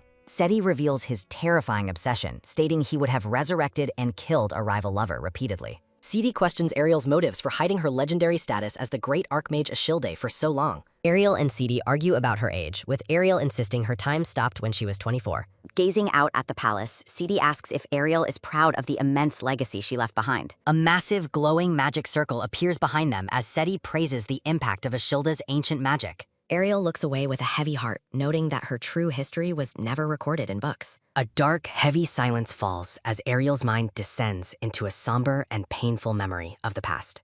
Ariel's thoughts drift back 1,000 years to a world completely consumed by the fires of war. Seti looks on with a grim expression, claiming responsibility for the ruin that befell the ancient world. A battlefield of skulls illustrates Seti's confession that he is the sinner who brought the world to ruin. Stylized text reveals that a millennium ago, every corner of the world was turned into a brutal battlefield. An ancient king and his warriors shout war cries, accusing the kingdom of Arundel of demonic alliances. A map shows the coalition of empires uniting their forces to launch a massive attack against Arundel. A sudden, loud bang sounds as a fist slams down, marking the official start of the global war. In the past, the royalty of Arundel prepares to face the overwhelming coalition of empires on their own. Daniel and Ashilde stand firm, reminding their enemies that Arundel is a kingdom built on powerful wizardry. A glowing hand reaches toward the sky, signaling the activation of a devastating and wide-range magical spell. A forced mobilization order is issued to all high-level wizards capable of using range magic for the war.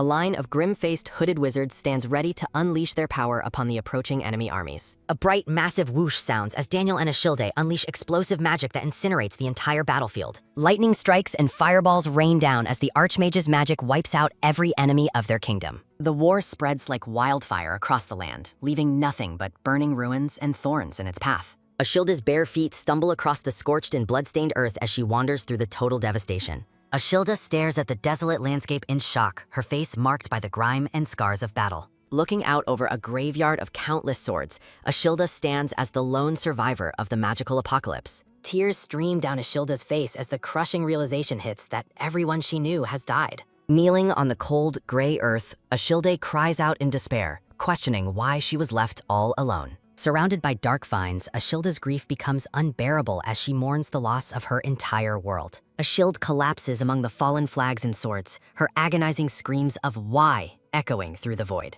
Ashilde sobs uncontrollably, drowning in the guilt of believing that the world's destruction is entirely her fault. A long, piercing scream of "ah" sounds as the Archmage's silhouette wails against the backdrop of ruin. Ashilde stares in frozen horror, her golden eyes reflecting the absolute tragedy of her own immense magical power. Standing before a swirling cosmic rift, Ashilde witnesses the horrifying final result of her world-shattering magical strength. A glowing golden magic circle flares brilliantly, its core pulsing with a concentrated dark energy. Desperate hands reach toward a blinding light, crying out in fervent prayer to the Lord of Kelsion. Ashilde glares with a look of pure, cold fury, accusing her invisible foe of starting everything. Stepping firmly onto a cracking magic circle, Ashilde vows to block the encroaching destructive force. Enveloped in a roaring inferno, the Archmage declares her intent to seal every portal threatening her world. Tears of rage stream down Ashilde's face as she prepares to sever all paths of interference. A massive, complex golden seal shatters over a cosmic rift, unleashing a torrent of raw, blinding power. Glowing, ancient runes drift through the dark, fiery void as the world-shifting spell reaches its peak. A terrifying, eye-like portal of fire and shadow is forced closed by the weight of ancient magic. Exhausted and drained of her immense power, Ashilde collapses as the weight of the ordeal settles. A single, heavy tear falls as Ashilde reflects on the absolute silence of her victory. Reaching out toward a fading light, the Archmage drifts into a state of total, soul-crushing isolation. Thick, dark vines snake across the fiery portal, finally sealing the breach between dimensions once and for all. A bright, clear blue sky signals the end of her battle, leaving Ashilde alone in the forest. Hidden deep within the lush, sun-drenched woods, a solitary cottage becomes her home for 1,000 years. Amidst the shattered glass of her past, Ashilde recalls her vow to protect this land from intruders. Ariel turns away from Sidi, somberly labeling herself as the sinner who brought ruin to the world. Looking out with a heavy heart, Ariel insists she must return to the forest for her atonement. Ariel gazes toward the horizon, explaining her need to pray for the world's continued well-being and safety. Sidi listens with a skeptical look, questioning if her perceived guilt is the only reason she wishes to leave. Brushing his hair back, the Emperor sighs and decides he must show her the world she supposedly ruined. Sidi calls for his faithful aide, Ansel, his mind already set on an immediate plan. Sidi commands Ansel to prepare for their departure, and the aide bows in swift, silent obedience. Startled by the sudden change in plans, Ariel asks where they could possibly be going right now. With an intense, unwavering look, Seti simply states they are heading out to see the world beyond. Glowing leaves drift through a bright sky as Seti prepares to challenge Ariel's dark, lingering memories. A grand, white carriage rattles through the streets, its wheels making a steady clatter on the cobblestones. Ariel peers from the carriage window, confused as to why Seti is taking her into the city. Sidi gazes back with a knowing, mischievous glint in his blue eyes, keeping his motives a secret.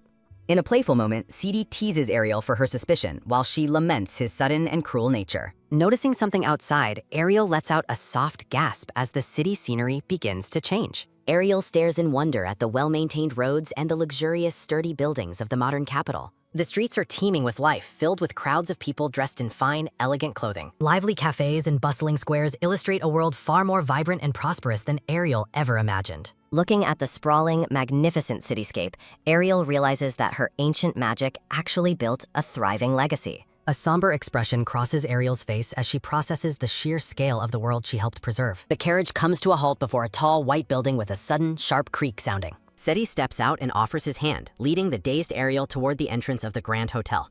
Ariel tilts her head back, marveling at the glamorous, towering structure that reaches toward the bright sky. The hotel staff bows deeply, welcoming the Emperor and promising to guide them to the top floor. Walking through the lobby, Ariel complains that she expected a tour, not a visit to a hotel. Sidi smiles confidently, promising that the best view in the entire kingdom is waiting for them above. A quick, heavy thud sounds as Sidi's boot strikes the floor, marking their arrival at the viewing deck. Standing by the window, Sidi notes that it's almost time for the main event he wanted to show her. A soft, pleased smile plays on Sida's lips as he watches Ariel's growing curiosity and confusion. Pointing out toward the center of the capital, Sidi directs Ariel's attention to something special in the distance. Ariel's eyes widen in shock as she spots a familiar and powerful energy resonating over the city. She begins to dismiss his words until her vision is suddenly caught by an incredible, glowing spectacle. A massive, glowing blue magic circle appears in the sky, shimmering with a soft, humming whoosh sounding. To Ariel's absolute disbelief, a giant mechanical airship ascends through the magical circle, sailing into the clouds.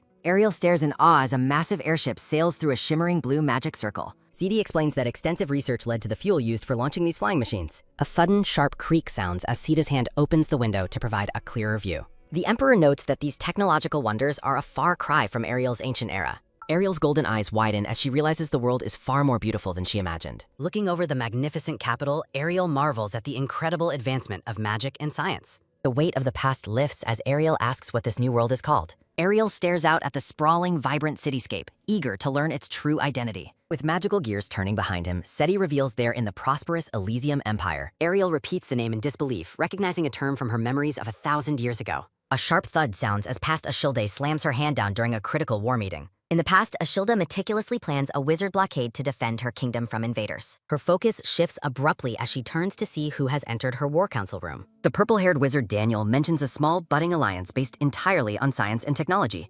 Ashilda dismisses the magicless alliance, unable to imagine a nation thriving without their powerful sorcery. Daniel smiles warmly, expressing his hope to teach that alliance magic once the war ends. Ashilde teases him about his research, prompting a playful and energetic denial from the Archmage. Her playful mood fades into a quiet, hopeful wish for the devastating war to finally conclude. Daniel agrees solemnly, noting that achieving peace must be the world's first and most vital priority. Burning maps illustrate the small alliance's struggle while the ancient world was engulfed in total destruction. Against all odds, that tiny sprout survived to become the magnificent empire Ariel sees today. Ariel closes her eyes in deep reflection, finally understanding the true outcome of her long sacrifice. Standing on the balcony, Seti explains that sealing the gate allowed humanity time to flourish independently. A wave of relief washes over Ariel as she realizes her 1,000-year vigil was worth it. Tears of joy stream down Ariel's face as she witnesses the harmony of magic and science. Seti reaches out with a gentle touch, his gloved hand brushing a tear from Ariel's cheek. The Emperor invites Ariel to stay by his side and witness his empire's continued development.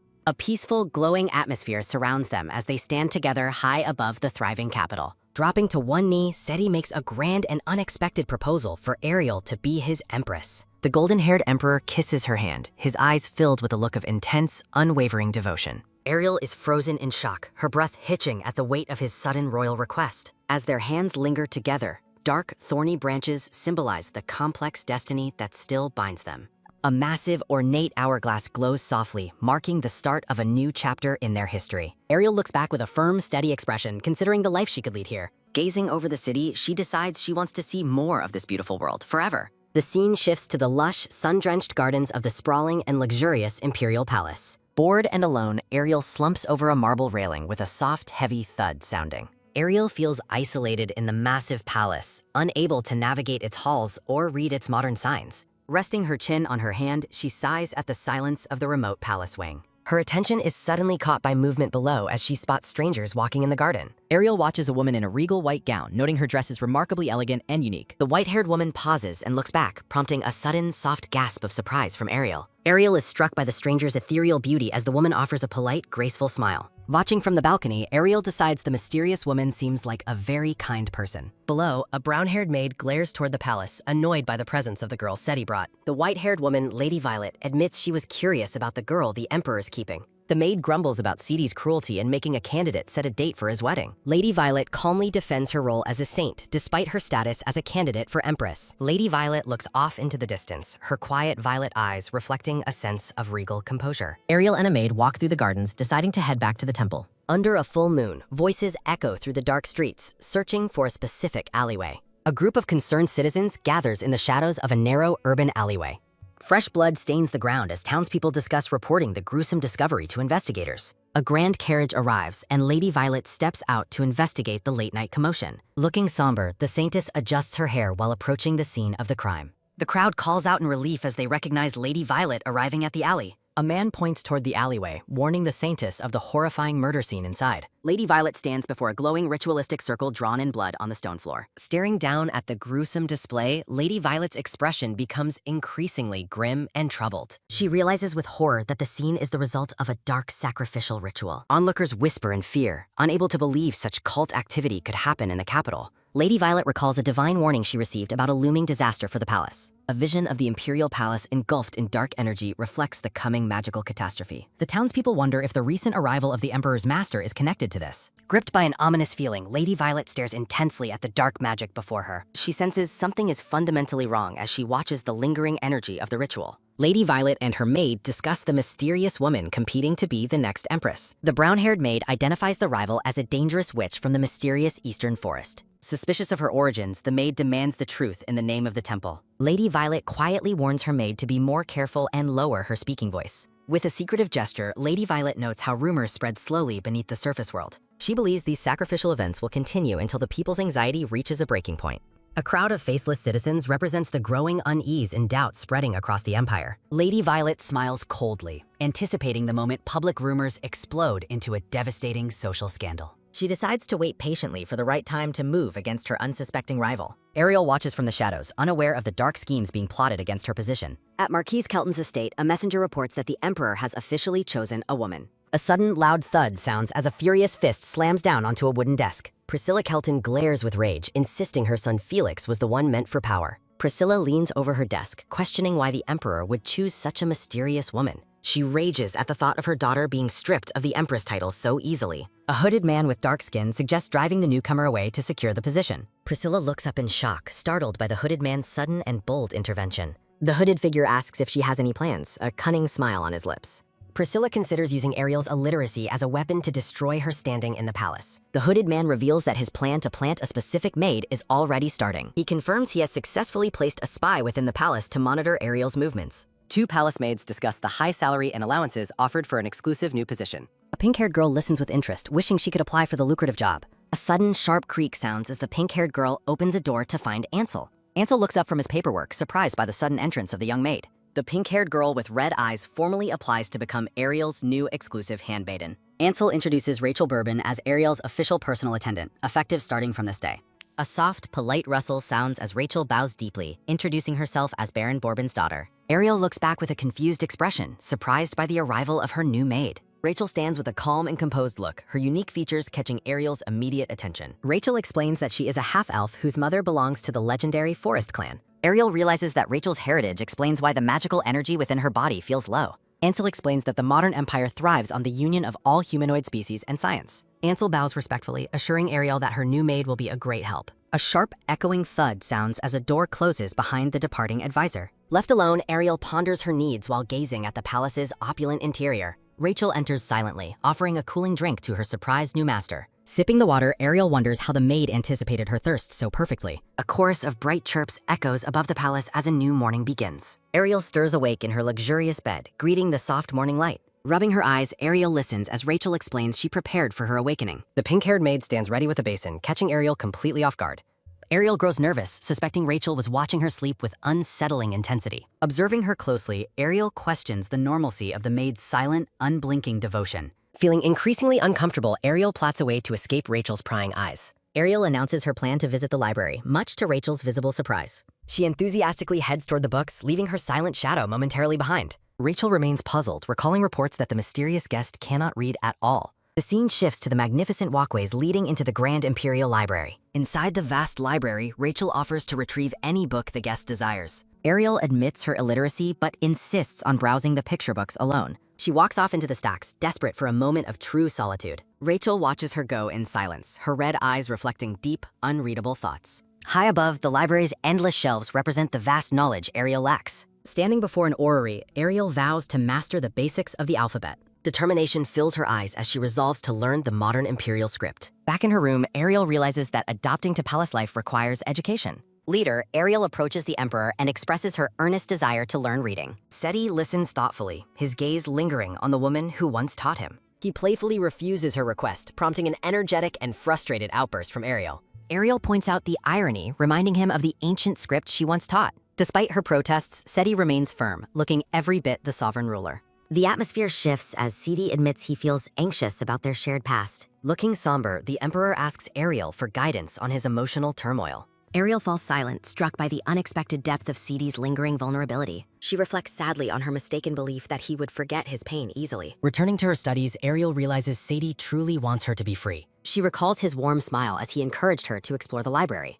Ariel understands that CD won't hinder her growth despite his personal reservations. Sunlight bathes the Imperial Palace as Ariel continues her journey of self-improvement. In the garden, Rachel assists by showing Ariel how simple words are written. Ariel focuses intently on her book, determined to find commonalities in the script. A soft, rhythmic rustle sounds as she flips through a colorful book about animals. Her study is interrupted by a young boy appearing behind her in the garden. The blonde apprentice wizard beams, approaching the Emperor's guest with childish excitement. He explains that his teacher sent him with a specific question for her. Ariel finds the young wizard adorable in his formal robes and tiny cloak. Resting her chin on her hand, she invites the boy to ask his question. The boy asks about an old book, which Ariel dismisses as dangerous sedition. Stunned by her harsh words, the apprentice stares at her in wide-eyed shock. Ariel declares the book destroyed, her presence erupting in a dramatic, fiery glow. She firmly tells the sweating boy to give up and return to his teacher. Left alone once more, Ariel stares ahead, processing the gravity of her secrets. Ariel stops the boy, noticing a complex magic circle hidden on his cloak's lining. She politely asks to examine the garment, and the blonde apprentice readily agrees to show her. Identifying it as basic temperature magic, Ariel notes the interesting but highly inefficient design approach. She points out the heavy energy consumption, which the boy explains limits its practical daily use. Ariel reveals the circle is actually unfinished and proposes a way to complete the magical formula. Ariel's mind races as she criticizes the pathetic efficiency and brainstorms a way to incorporate ice magic. The young apprentice is completely baffled as Ariel explains her complex plan to optimize the circle. Excitedly, she announces she has fixed the cloak to maintain temperature even with very low power. A soft, shimmering glow emanates as the boy puts on the cloak to test the new modification. He is stunned to find the temperature perfectly maintained despite his own limited magical capacity. Ariel finds his wide-eyed reaction and innocent amazement to be incredibly adorable. Beaming with joy, the boy asks if she is a high-ranking master of the magical arts. Ariel pauses, realizing she got a bit too carried away showing off her ancient magical knowledge. She instructs the boy to claim he discovered the improved formula himself if anyone should ask. With a serious look, she ensures he understands the necessity of keeping her involvement a secret. The boy feels an ominous chill, fearing he might face dire consequences if he reveals the truth. Despite his nervousness, he enthusiastically promises to keep the secret as they finish their talk. A bright, happy farewell echoes as the young wizard departs from the lush palace gardens. Ariel reflects on how fun modern magic is compared to the combat spells of her past life. Rachel suddenly appears, expressing her surprise at how much Lady Ariel truly knows about magic. Ariel is startled, realizing the pink-haired maid has been watching her entire interaction with the boy. She admits she completely forgot Rachel was there because the maid's presence is so faint. The shared journey between the Emperor and his mysterious guest grows deeper within the palace walls. Inside the magic tower, the head wizards are in a complete uproar over the boy's cloak. The apprentice stands nervously while the elder wizards marvel at the impossible stroke of genius. Overwhelmed by their questioning, the boy can only stutter that he has no idea what happened. The wizards conclude that such a perfect formula could never be a mere coincidence or accident. They wonder why the boy cannot explain a logic that ordinary wizards simply cannot comprehend. They declare him a once-in-a-century genius, unaware of the actual source of the magical modification. Ariel enjoys a quiet moment in the gardens, satisfied with her subtle influence on the boy's future. The young apprentice weeps, feeling like he is in deep trouble because of his sudden fame. CD relaxes with tea, informing Ariel that she has sent the Imperial wizards into a panic. Ariel casually defends herself, claiming she only modified the magic circle a little bit while studying. She expresses genuine surprise that her minor adjustment caused such a massive mess for the tower. CD is skeptical, playfully questioning what kind of picture book could teach such advanced magical theory. A soft, quick click sounds as CD sets down his cup and explains the current state of magic. Ariel is deeply shocked to learn that magic once completely disappeared from the entire world. CD recounts the devastating Great War from 1,000 years ago that ruined the world's civilizations. A vision of a cracked and broken world illustrates the total collapse of the old kingdoms. He explains how the last survivors huddled in the south to escape the global destruction. SETI describes how different races unified to rebuild society through the advancement of science and technology. Despite their success, the world eventually reached a technological limit that they could not surpass alone. A brilliant light represents the groundbreaking discovery that eventually saved the stagnant human civilization. They discovered an ancient magic circle capable of drawing and converting magical power into usable energy. This miracle allowed machines to run on magic, completely transforming the Empire's level of technology. In the modern world, the possession and manipulation of magic has become the ultimate form of power. SETI notes that if Ariel's identity as an archmage were known, she would be worshipped as a goddess. Both Ariel and Cede decide it is best for her to remain a secret for now. Ariel gazes out at the palace, reflecting on a world brought back to life by ancient knowledge. She ponders the strange nature of the palace wizards as they continue their eccentric magical research. Ariel observes the young apprentice wizard, curious how he entered the imperial palace. Chuckling, Ariel recalls how adorable the boy was when he excitedly greeted her. The child's bright, wide blue eyes once constantly called out Ariel's name. Standing on the balcony, Cede looks out as Ariel notes how beautifully he grew. His striking blue eyes remain a focal point of her deep, contemplative gaze. Ariel reflects on how the mouth that once chattered has matured and filled. Her eyes glow with a sudden, intense realization while observing the Emperor's features. A moment of bewildered confusion strikes Ariel as she stares back at him. Cede leans in, noting playfully that her chattering mouth is getting dangerously close. Blushing furiously, Ariel panics and pleads for him to wait as he approaches. A sharp pock sounds as Ariel pushes him away, demanding to know his intentions. Gripping his face, she angrily asks why he is sticking his lips out. SETI teasingly asks if she wanted a kiss, earning an indignant denial from Ariel. Stunned into silence, Ariel processes the weight of their intimate and confusing interaction. Looking away in embarrassment, Ariel continues to deny the obvious tension between them. She fumes over the thought of him attempting to take someone's first kiss unannounced. SETI reveals he already stole her first kiss while she slept long ago. A memory surfaces of Ariel sleeping soundly, completely unaware of the young Cede's actions. Horrified, Ariel realizes just how young he was when he first developed his obsession. Violent threats of death echo across the palace as Ariel reacts to his confession. Smiling warmly, Cede suggests ending their study session for the day amidst the chaos. Ariel yells a foul-mouthed farewell as the Emperor coolly departs from the room. Cede laughs at the interaction while his staff watches the domestic dispute unfold. Hidden within floral arrangements, the narrative notes that Ariel still remains blissfully unaware. Flashbacks show SETI only kissed her forehead, mimicking his mother's innocent goodnight gestures. Touching his lips, Cede resolves that her true first kiss hasn't happened yet. The white-haired advisor interrupts to announce a priest urgently requesting an imperial audience. Cede's expression sours, clearly annoyed by the timing of the temple's sudden intrusion. He suspects the long silent temple is finally making a move, which bodes ill. Ornate decorative patterns signal a transition into a formal, tense audience in the throne room. SETI sits majestically on his throne as the lavender-haired priest kneels before him. The priest reports a mysterious sickness spreading rapidly among the common people. He describes a terrifying disease that drains all energy and dries out the victim. Cede coldly observes that the symptoms match ancient ritualistic sacrifices used by cultists. The priest gleefully declares the sickness is a sign that a witch has appeared. He claims rumors point to witches living in the dangerous eastern monster forest. The air grows heavy as the priest asks Cede about the guest from the forest. A chapter notification marks the growing conflict as the witch hunt targeting Ariel begins. Cede sits in a vast, dark hall, radiating an aura of absolute sovereign authority.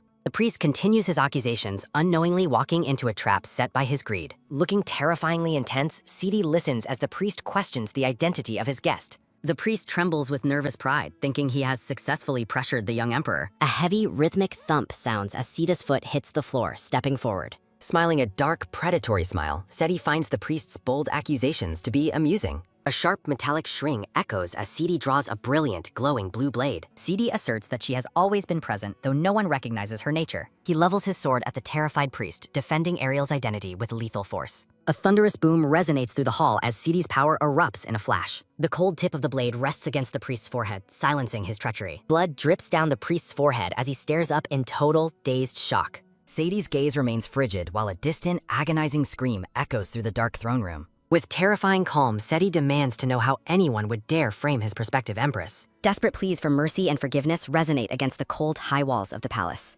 Cede's eyes glow with lethal intensity as he demands to know who sent the traitor. Looming over the screaming priest, Cede sharply questions if Lady Violet is the true culprit. Reflecting on the betrayal, SETI suspects Violet's family while the priest continues his pathetic begging. A sharp shring sounds as Cede grips his sword, his voice cold as he names Ellen Lindbergh. SETI commands his silver-haired knight to investigate the matter and uncover the full truth immediately. As the priest is dragged away screaming, Cede vows that no one will ever harm Ariel. A heavy silence falls as Cede stands alone, his expression locked in a cold, protective fury. The Emperor's brilliant blue eyes narrow, reflecting a mind already calculating his next decisive move. Outside the palace walls, rumors swirl about the Emperor's mysterious companion and her potential witch identity. The green-haired maid gossips with her colleague, wondering if the mysterious guest came from the temple. Clasping a pile of linens, the brown-haired maid considers the dangerous implications of these rising rumors. A lingering question remains whether the whispers of witchcraft and the Emperor's love are actually true. A sudden, thunderous slam echoes through the room as an indignant voice demands an explanation.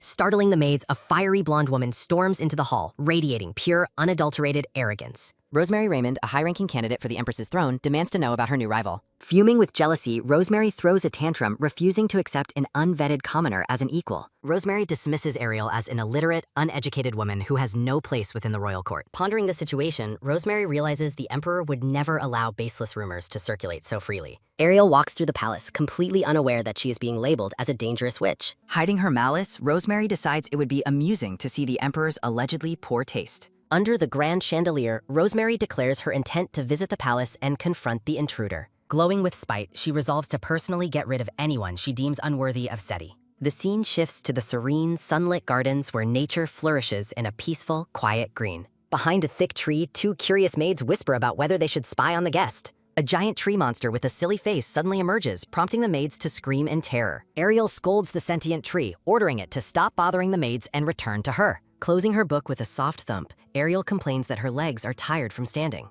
As Rachel takes notes, Ariel decides she must request a table and chair for her studies.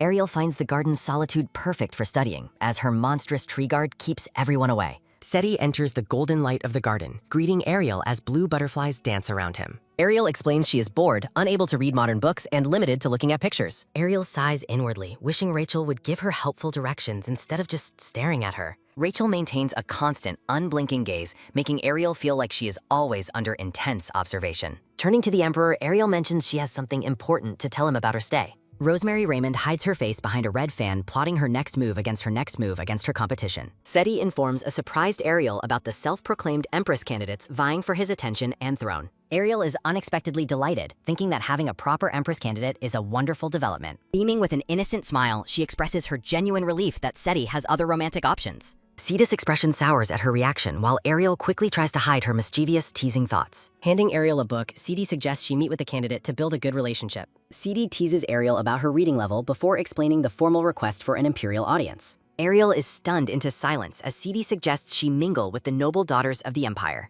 Ariel fuming, she realizes she must deal with a young, jealous noble girl despite being centuries old. SETI dismisses her concerns, casually mentioning the candidate's terrifying nickname is the crazy dog of the duchy.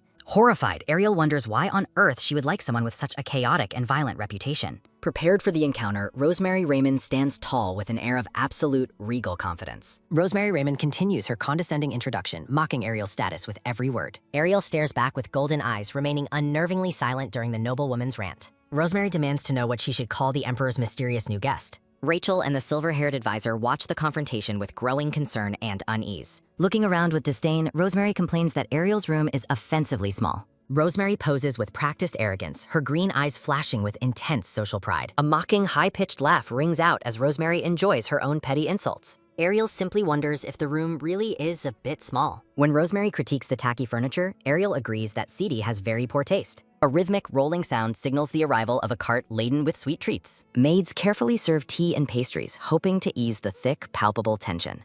The atmosphere remains frosty as the two women sit down for a formal tea. Rosemary interrogates Ariel about rumors of her illiteracy, trying to expose her lack of education. She cruelly dismisses Ariel's looks, claiming she is no great beauty to the Emperor. Rosemary is visibly sweating, frustrated that her sharp verbal barbs aren't upsetting her target. Unfazed, Ariel calmly sips her tea while Rosemary's thoughts spiral into confused irritation.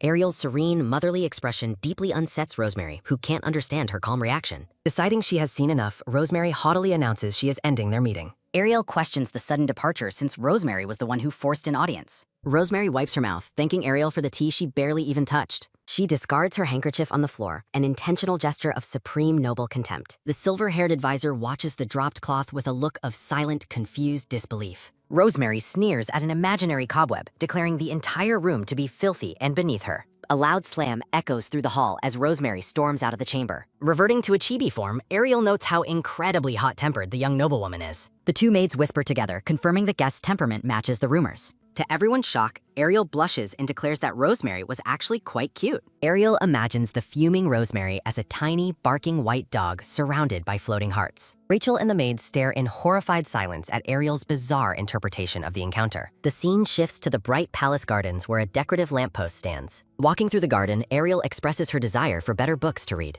A young boy with golden hair runs toward them, shouting a greeting to the guest. Ariel stops and asks if the cheerful little child was actually waiting for her. The boy beams with pride, explaining he is now a wizard thanks to her cloak. Bowing deeply, the boy apologizes for claiming credit for her magic. Ariel offers a warm smile, telling the boy she was the one who requested secrecy. Gently patting his head, Ariel assures the boy that keeping her secret is repayment enough. The young boy gazes curiously at the picture book Ariel is holding with wide, curious eyes. Ariel admits she is using the simple book to practice her very limited reading skills. A spark of realization and excitement flashes across the young boy's face. Eager to help, he boldly offers to become her reading teacher. Ariel wonders if the Emperor's previous ban on her having a teacher still applies here. The boy introduces himself as Julian, insisting the Emperor's orders didn't apply to him directly. With a happy smile, Ariel accepts his offer and places herself in Julian's care. Rachel and the maids look on with distressed expressions, worried about Ariel's unconventional taste. Inside the sprawling Imperial Library, Ariel begins her study session under Julian's guidance. Julian is stunned by her genius, unable to believe she learned to read so quickly. Now confident with easy books, Ariel asks if there are any magic books available. Julian explains that magic texts are strictly guarded within the isolated Wizard Tower library. Ariel gazes at the vast bookshelves, determined to uncover the Empire's history. Julian mentions a local shop that sells books and items from ancient Arundel. Ariel is overcome with intense, sparkly-eyed excitement at the prospect of finding her homeland's treasures. The shop is renowned among nobility for its collection of manuscripts and Arundel-style imitations. Grabbing Julian's arm, Ariel asks if the shop is far and learns it's nearby. From the Grand Palace balcony, Ariel's voice rings out as she eagerly prepares to leave. Ariel considers the potential restrictions on her freedom to venture beyond the Imperial Palace walls. Rachel and the maids watch with concern as Ariel and Julian head toward the exit. Stunned by the sudden departure, Rachel wonders why Ariel is leaving so abruptly. The majestic blue domes of the Imperial Palace stand tall under a clear, bright sky. Ariel stops and turns her head, surprised by an urgent command for her to wait. A silver-haired man in a black suit runs frantically toward the group, out of breath. The Chamberlain catches his breath and reports that His Majesty is currently busy with meetings. Ariel cheerfully suggests going out alone, much to the Chamberlain's shock as she dismisses his concerns. With a sharp golden gaze, Ariel asks if she truly needs official permission to leave. The Chamberlain, looking stoic and resigned, admits that she does not require his permission. Ariel wonders if the Emperor wants her confined, while the Chamberlain worries about future consequences. A radiant, cheerful smile from Ariel momentarily disarms the concerned silver-haired official. The Chamberlain is left in a state of utter shock as Ariel continues her departure. He immediately orders the palace knights to follow Ariel, prioritizing her safety above all else. Adjusting his monocle, the Chamberlain sighs and concludes that Ariel is quite a difficult guest. A dark aura surrounds him as he worries about rumors of noblewomen being kidnapped. Shadowy purple flowers bloom against a backdrop of dark vertical lines, reflecting his inner unease. The group arrives at a beautiful, bustling street filled with white-spired architecture and sunshine. Ariel, Julian, and Rachel enter a luxurious shop filled with various Arundel-themed decorations. A red-haired shopkeeper bows politely, asking if Ariel is searching for a particular item. With a determined look, Ariel states her desire to find some ancient magic books. Rosemary Raymond is already inside, watching the newcomers with a cold and arrogant expression. Rosemary dismisses the furniture as mere imitations, planning to redecorate her own room completely. In a cute chibi style, Ariel and Julian peer over a display table full of treasures. Ariel pauses, sensing a familiar, haughty voice that she has encountered before. Rosemary confronts Ariel, questioning how she managed to find such a high-end, exclusive boutique. Offering a polite smile, Ariel assumes that Rosemary is also there to look at furniture. Rosemary haughtily claims her refined taste is a natural sense she's possessed since childhood. Ariel suddenly extends her hand toward the orange-haired noblewoman against a pink, heart-filled background. In a brief, adorable moment, the two women clasp hands in their chibi forms. A sudden "ha" rings out as Rosemary indignantly slaps Ariel's hand away in shock. Rosemary fuming, she accuses Ariel of mocking her and her noble sensibilities. Ariel beams with a bright smile while Rachel stands behind her with a protective growl. Ariel's attention is captured by a specific box sitting on a nearby display table. The shopkeeper explains that the items in the box are low-grade artifacts meant to be discarded. Intrigued, Ariel asks the red-haired employee if she can take a closer look at them. Inside the dark blue box rest a beautifully detailed hairstick and an ornate comb. Rosemary scoffs, mocking Ariel for choosing discarded, old-fashioned junk over the shop's finer goods. She continues her insults, calling Ariel's interest in the old stick a sign of slovenliness. Examining the hairstick closely, Ariel wonders if her choice truly looks frugal to others. Ariel looks back at the shopkeeper and asks for the price of the mysterious artifacts. The shopkeeper hesitates, explaining the items are so old they are difficult to price properly. Ariel suspects the Emperor's reaction might be quite different if he knew the item's true nature. Seeing her resolve, the shopkeeper warmly agrees to let her have the items. Rosemary Raymond crosses her arms, sneering at Ariel for having such allegedly poor taste. Chibi Ariel clarifies that Rosemary herself is the questionable taste she previously mentioned. Ariel presents a plain iron stick to Julian, asking if he feels its hidden power. She instructs the boy to channel his magic into the seemingly ordinary old hairpin. As Ariel guides his hand, a vibrant magic circle begins to manifest from the tool. Julian is bathed in a golden light as the hair stick reveals its true nature. With wide, sparkling eyes, the boy marvels at the beautiful magic he has summoned. Ariel proudly displays the artifact, advising a shocked Rosemary to study her history more diligently. Flustered and insulted, Chibi Rosemary storms off, declaring her intention to go home immediately. A distant voice calls out from the palace hall, desperately trying to get Rosemary to stop. Ariel laughs at Rosemary's cute tantrum while Rachel and Julian fret over her odd preferences. Ariel's moment of amusement is interrupted by a sudden, frantic scream echoing from the distance. Startled by the loud noise, Ariel rushes toward the hallway to investigate the disturbance. Down on the street, two thugs roughly seize Rosemary as she struggles to break free. The orange-haired girl screams for help as her kidnappers attempt to drag her away. Furious, Ariel yells at the men for daring to kidnap her puppy right before her. Narrative text reveals the hairpin is an ancient magical essence belonging to Arundel's royal heir. With a swift throw, the magical hairpin pierces a man's flesh, drawing blood as he screams. Imperial Knights arrive to protect the guest while she prepares to engage the remaining kidnapper. The green-haired thug lunges forward, but Ariel gracefully dodges his desperate, sweeping attack. Her golden eyes burn with fierce determination as she prepares a powerful counterstrike. Ariel delivers a devastating high kick, sending the green-haired attacker flying through the air. Watching from her captor's arms, Chibi Rosemary is left speechless by Ariel's incredible combat skills. The Palace Knights stand frozen in shock, unable to believe their delicate guest is so strong. In a humorous mental cutaway, a brown-haired woman scolds a man for his physical combat stats. Ariel cheers for her puppy's safety while a man's pained scream rings out nearby. The surviving kidnapper stares at the dark-haired woman in absolute terror, questioning her identity. One accomplice manages to flee into the distance, much to Ariel's frustration as she watches. Thinking he is safe, the man ducks into a dark, deserted alleyway to hide. Suddenly, a white-gloved hand lunges from the shadows, seizing the runner by his throat. The Emperor appears, slamming the man onto the pavement with cold, efficient violence. A heavy thud echoes as the man hits the ground, pinned by the Emperor's power. Trembling, the defeated kidnapper looks up and asks who his powerful attacker is. Surrounded by his knights, the Emperor looks down with a gaze of chilling royal authority. He mockingly compares the man to a little rat that has finally been caught. Rosemary demands the knights chase the escapee while they insist her safety is paramount. The orange-haired noblewoman stares blankly, still trying to process the violent rescue she witnessed. Rosemary questions how Ariel could possibly be so skilled in the art of hand-to-hand combat. Ariel turns her head, her golden eyes glowing with a sharp and mysterious intensity. Chibi figures bicker in the background as Rosemary mentions rumors of Ariel beating up the Emperor. Rosemary's eyes widen as she wonders if Ariel won the Emperor over through physical force. The noblewoman is thrilled by this exciting possibility, while Ariel fumes at the absurd suggestion. Ariel jokes about ancient customs where captured men become husbands, ignoring Rosemary's serious questioning. Rosemary blushes and looks away, her usual arrogance replaced by a moment of quiet reflection. Overwhelmed by embarrassment, she runs toward her carriage and tells Ariel to forget the incident. As the carriage rolls away, Ariel notes that Rosemary still can't bring herself to say thanks. Deciding it's time to return home, Ariel reflects on her future meeting with the interesting girl.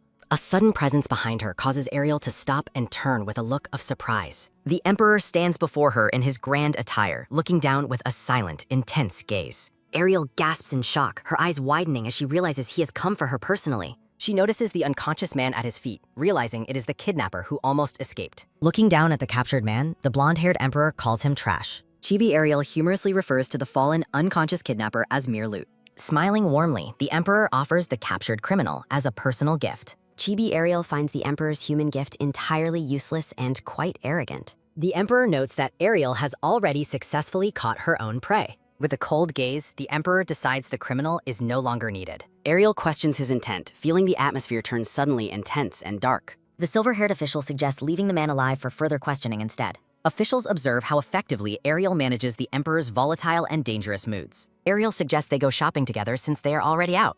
Ariel jokingly proposes raiding the Imperial Treasury as the knights discuss the criminals. The silver-haired official coldly orders his men to handle the criminals as usual. News spreads that Rosemary Raymond narrowly escaped a kidnapping attempt by cultists. Violet, the white-haired woman, is startled by the news while drinking tea. The gray-haired woman regrets that the kidnappers failed to remove Rosemary completely. Violet discusses rumors of cultists targeting noble bloodlines for their dark sacrifices. A sudden, sharp clink sounds as a teacup is set down firmly. Violet mentions rumors claiming Ariel is a witch who has enchanted the Emperor. Staring intensely, Violet accuses her mother of being the one spreading the rumors. The mother sinisterly promises to create a grand, dangerous stage just for Violet. Ariel and Rachel arrive at the majestic palace garden for the tea party. Rachel speaks as they walk through the sunlit, flower-filled imperial grounds. The Emperor warns Ariel to stay within the palace or go out with him. Ariel feels annoyed by the Emperor's persistent and overbearing nature regarding her freedom. A pristine white pavilion stands ready for the high society tea gathering. Rosemary sits alone at the tea table, waiting under the elegant pavilion. With a polite smile, Rosemary invites her guests to take their seats. Ariel finds Rosemary's bossy confidence and refusal to stand up surprisingly adorable.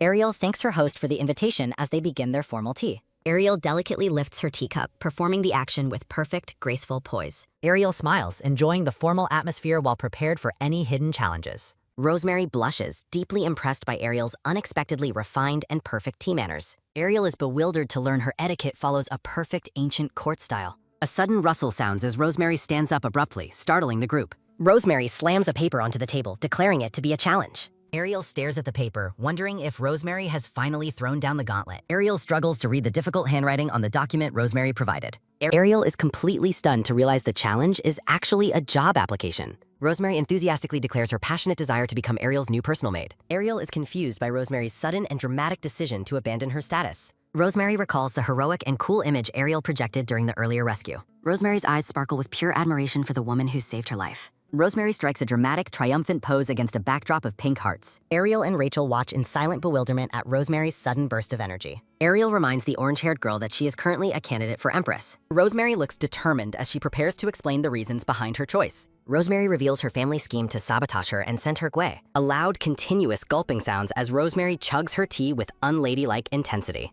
A heavy bang echoes as she slams the teacup down on the saucer. Rosemary fumes, ranting about the constant stress caused by her three troublesome brothers. Ariel sips her tea, baffled by Rosemary's exaggerated and seemingly intoxicated behavior. Dark silhouettes depict the brothers' vices, ranging from reckless gambling to shameless philandering. Rosemary clutches her head in despair, fearing her brothers will lead the family to ruin. A blonde, regal man sits on a throne, revealed as the youngest of 5 siblings. Rosemary abruptly declares she will ensure Ariel becomes the Empress instead of herself. Rosemary departs for the day, leaving a stunned Ariel questioning her lack of input. The Chibi Emperor glows with satisfaction as Ariel questions his original motives for Rosemary. A voice calls for His Majesty outside the towering white spires of the Grand Palace. The silver-haired official stands with rigid posture in the ornately decorated palace corridor. Reporting in the office, the silver-haired official informs the Emperor of discovered cult activity. With a swift motion, a white-gloved hand places a scrap of paper on the desk. The Emperor reacts with visible surprise as he learns of the unfamiliar item found. His blue eyes narrow as he examines the highly suspicious symbols on the captured paper. The silver-haired official reports that individuals are actively spreading dangerous rumors about the cult. Palace gossip intensifies as confirmable stories about the mysterious guest begin to spread. Rhythmic footsteps sound as Violet walks determinedly through the sun-drenched hallway. Startled by a sudden scream, Violet pauses and looks around with sharp red eyes. Maids huddle by the fireplace as Violet approaches to investigate the strange writing they found. A maid holds up the paper, terrified that the symbols are related to the cultists. Violet's expression hardens as she stares intensely at the mysterious ritualistic paper. Deciding to take charge, Violet secures the evidence and intends to keep it hidden. Violet sternly instructs the witnesses to remember exactly where the paper was located today. The two maids exchange looks of total bewilderment at Violet's cryptic and serious command. Standing firm, Violet clutches the paper to her chest, her mind filled with dark thoughts. The scene shifts to an elegant dressing room where new gowns are being considered. Rosemary beams with excitement while presenting a vibrant yellow dress for Ariel to wear. Ariel wilts from exhaustion as Violet fans her, unable to handle the energetic social whirl. Rosemary continues her enthusiastic dress-up session, piling up a mountain of clothes for various banquets. Ariel feels the weight of her ancient age, struggling to match Rosemary's boundless, youthful energy. A pristine row of colorful dresses stands on display within the brightly lit palace room. The blonde emperor arrives, his presence filling the room with an aura of royal authority. Desperate for relief, Ariel clings to the emperor's arm and begs for an immediate escape. Dramatic energy flashes as Ariel insists on being taken anywhere away from her companions. Ariel reflects on how draining it is to be constantly watched and shadowed by others.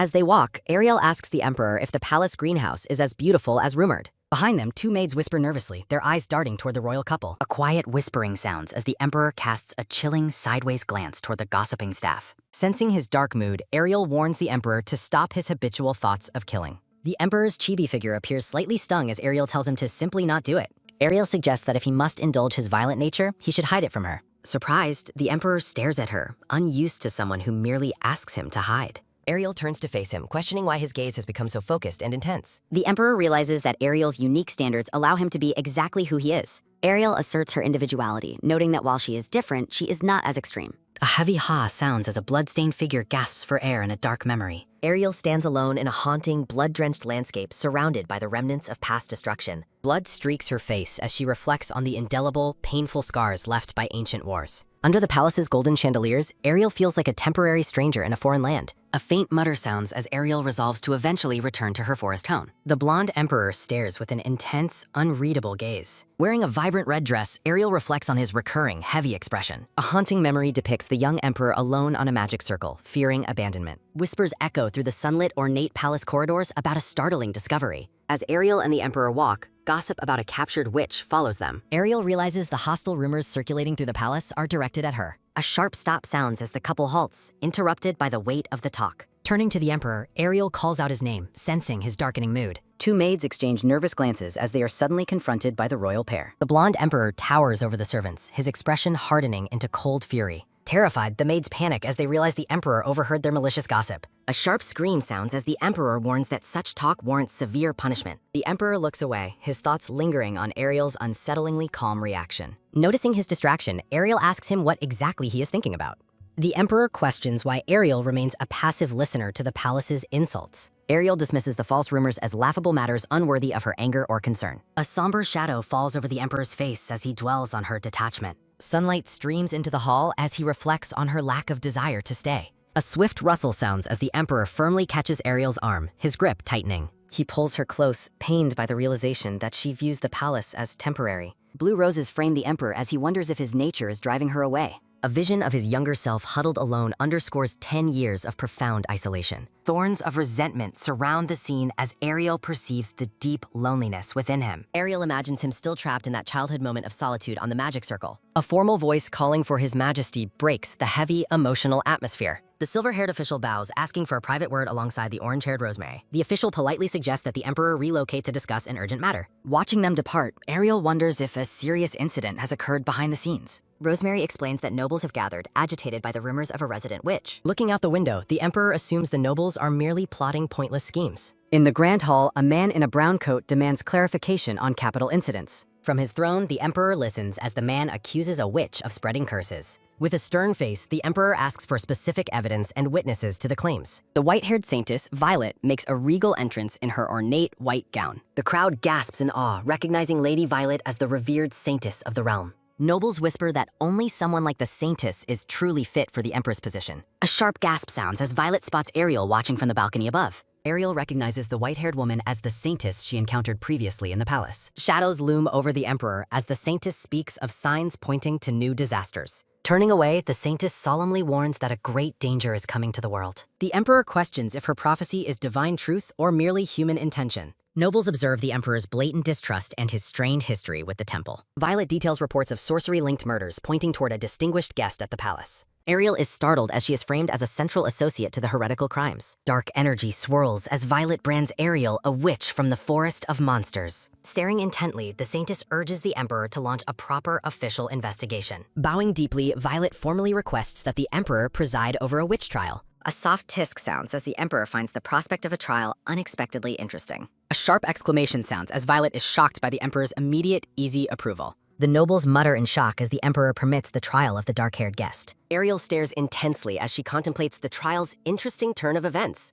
A sharp shout of annoyance echoes from behind the palace's closed, ornate doors. Rosemary fumes, calling Violet cunning and questioning why she seeks the empress position. Remaining unnervingly calm, Ariel sips her tea while Rosemary rages against the witch trial. Pacing the room, Rosemary questions why the emperor would approve such a ridiculous proceeding. A soft click sounds as Ariel sets her cup down, dismissing Rosemary's deep concern. With yellow eyes glowing, Ariel firmly decides that the upcoming trial should be manageable. Clutching a scroll, a silver-haired woman walks through the palace to serve as an eyewitness. The silver-haired woman inquires about her specific duties once the court proceedings begin. Tension builds as the trial location is revealed to be public entry palace property. A man and a young boy arrive, the boy eager to attend the trial. Holding a large book, the young boy insists that the witch rumors are pure nonsense. Whispers fill the grand hall as commoners and nobles gather to witness the witch trial. Violet and a stern older woman stand together, anticipating the trial's final result. The older woman remains suspicious, unable to understand why the emperor allowed this trial. A low murmuring sounds as the massive crowd fills the benches of the courtroom. A flashback recalls the blonde emperor's rise from a powerless prince to a hidden force. The emperor's ascent to the throne was paved with the blood of his fallen enemies. Seated on his throne, the emperor has carefully masked his cruel nature since taking power. His blue eyes narrow as he prepares to navigate the trial's hidden dangers. The older woman reflects on her failed plan to use the trial to destabilize him. Violet asserts her readiness, confident that the proceedings will go exactly as planned. Pitting her against Ariel, Rosemary points out that the Saintess has become their enemy. Ariel worries that a terrible calamity will strike the Empire if this path continues. Rosemary warns Ariel about the bizarre rumors spreading rapidly outside the palace walls. Ariel asks if these rumors are linked to the kidnapping incident she previously faced. Rosemary clarifies that no evidence currently connects the two separate incidents. Ariel falls into a silent, focused contemplation of the emerging patterns. His presence announced, the Emperor enters the courtroom, followed by his Knight Commander. From the high bench, the Emperor warns that framing his chosen Empress carries severe consequences. Ariel remains observant, her sharp eyes scanning the court as the trial officially commences. Addressing the Emperor, Violet speaks solemnly about an oracle concerning impending world calamities.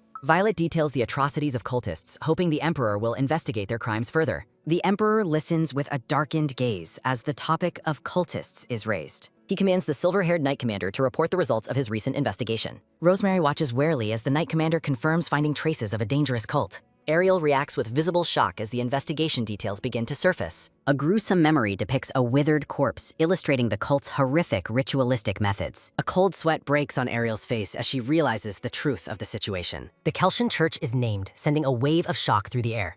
A quiet mutter sounds as Ariel questions how this happened after she sealed the gate. A soft whispering sounds as Rosemary urges Ariel to stay calm and hide her emotions. Ariel struggles to maintain her composure until she confirms the cult's true identity. Violet points east, claiming the accused witch originated from the cursed monster forest. Violet brands Ariel a heretic and core cult member, citing witnesses and evidence. Onlookers whisper as Violet stands atop a glowing magic circle to validate her words. Ariel asks about the magic circle's purpose, prompting an explanation from Rosemary. The magic circle is revealed to be a truth discernment device that inflicts agonizing pain on liars. Standing boldly on the circle, Violet displays total confidence in the truth of her accusations. Ariel wonders who from her inner circle could possibly be testifying against her. A sudden rustle sounds as the orange-haired Rosemary stands up, shocked by the identity of the witness. The brownish-red-haired maid identifies herself as the person responsible for Ariel's quarters, causing an uproar. A nervous stuttering sounds as the witness prepares to reveal the incriminating items she supposedly discovered. A heavy silence falls over the courtroom as the maid hesitates, her eyes fixed fearfully on the floor. A sharp clack sounds as the maid displays a purple book claiming its heretical evidence against Ariel. The crowd murmurs in shock. Apparently, borrowing a book is now considered the highest level of suspicious activity. Remaining perfectly composed, Ariel denies ever borrowing the suspicious book, her yellow eyes glowing with calm intensity. The maid claims the rental list proves her right, while Ariel suggests the book was planted by mistake. A sharp gasp sounds as the witness flinches, clearly intimidated by Ariel's refusal to admit to the lie. Panicked, the maid further accuses Ariel of drawing magical runes and burning heretical papers in secret. The maid holds up a scrap of paper, claiming it is proof of Ariel's secret cult activities. A low humming sounds as the magic circle beneath the witness begins to glow with a divine light. A brilliant flash sounds as the truth-discerning magic circle is fully activated to validate the maid's testimony. The onlookers whisper frantically, trying to decipher the strange characters written on the scrap of charred paper. A soft gasp sounds as the blonde emperor and the silver-haired official examine the suspicious piece of evidence. Watching from his throne, the emperor reflects on the transparent attempt to frame Ariel for cult-related crimes. The gray-haired woman watches the proceedings from the gallery with a cold, calculating, and satisfied expression. A somber mood settles as the gray-haired woman enjoys the success of her carefully laid psychological trap. The official explains that the unknown script is presumed to be from an ancient, long-hostile magical race. Addressing the defendant, the court asks Ariel if she has anything to say in her own defense. Malicious whispers fill the hall as the commoners label Ariel a witch who has enchanted the emperor. A firm step sounds as Ariel walks toward the center of the hall, her expression unreadable and calm. Ariel requests to see the evidence herself, surprising the man holding the scrap of charred paper.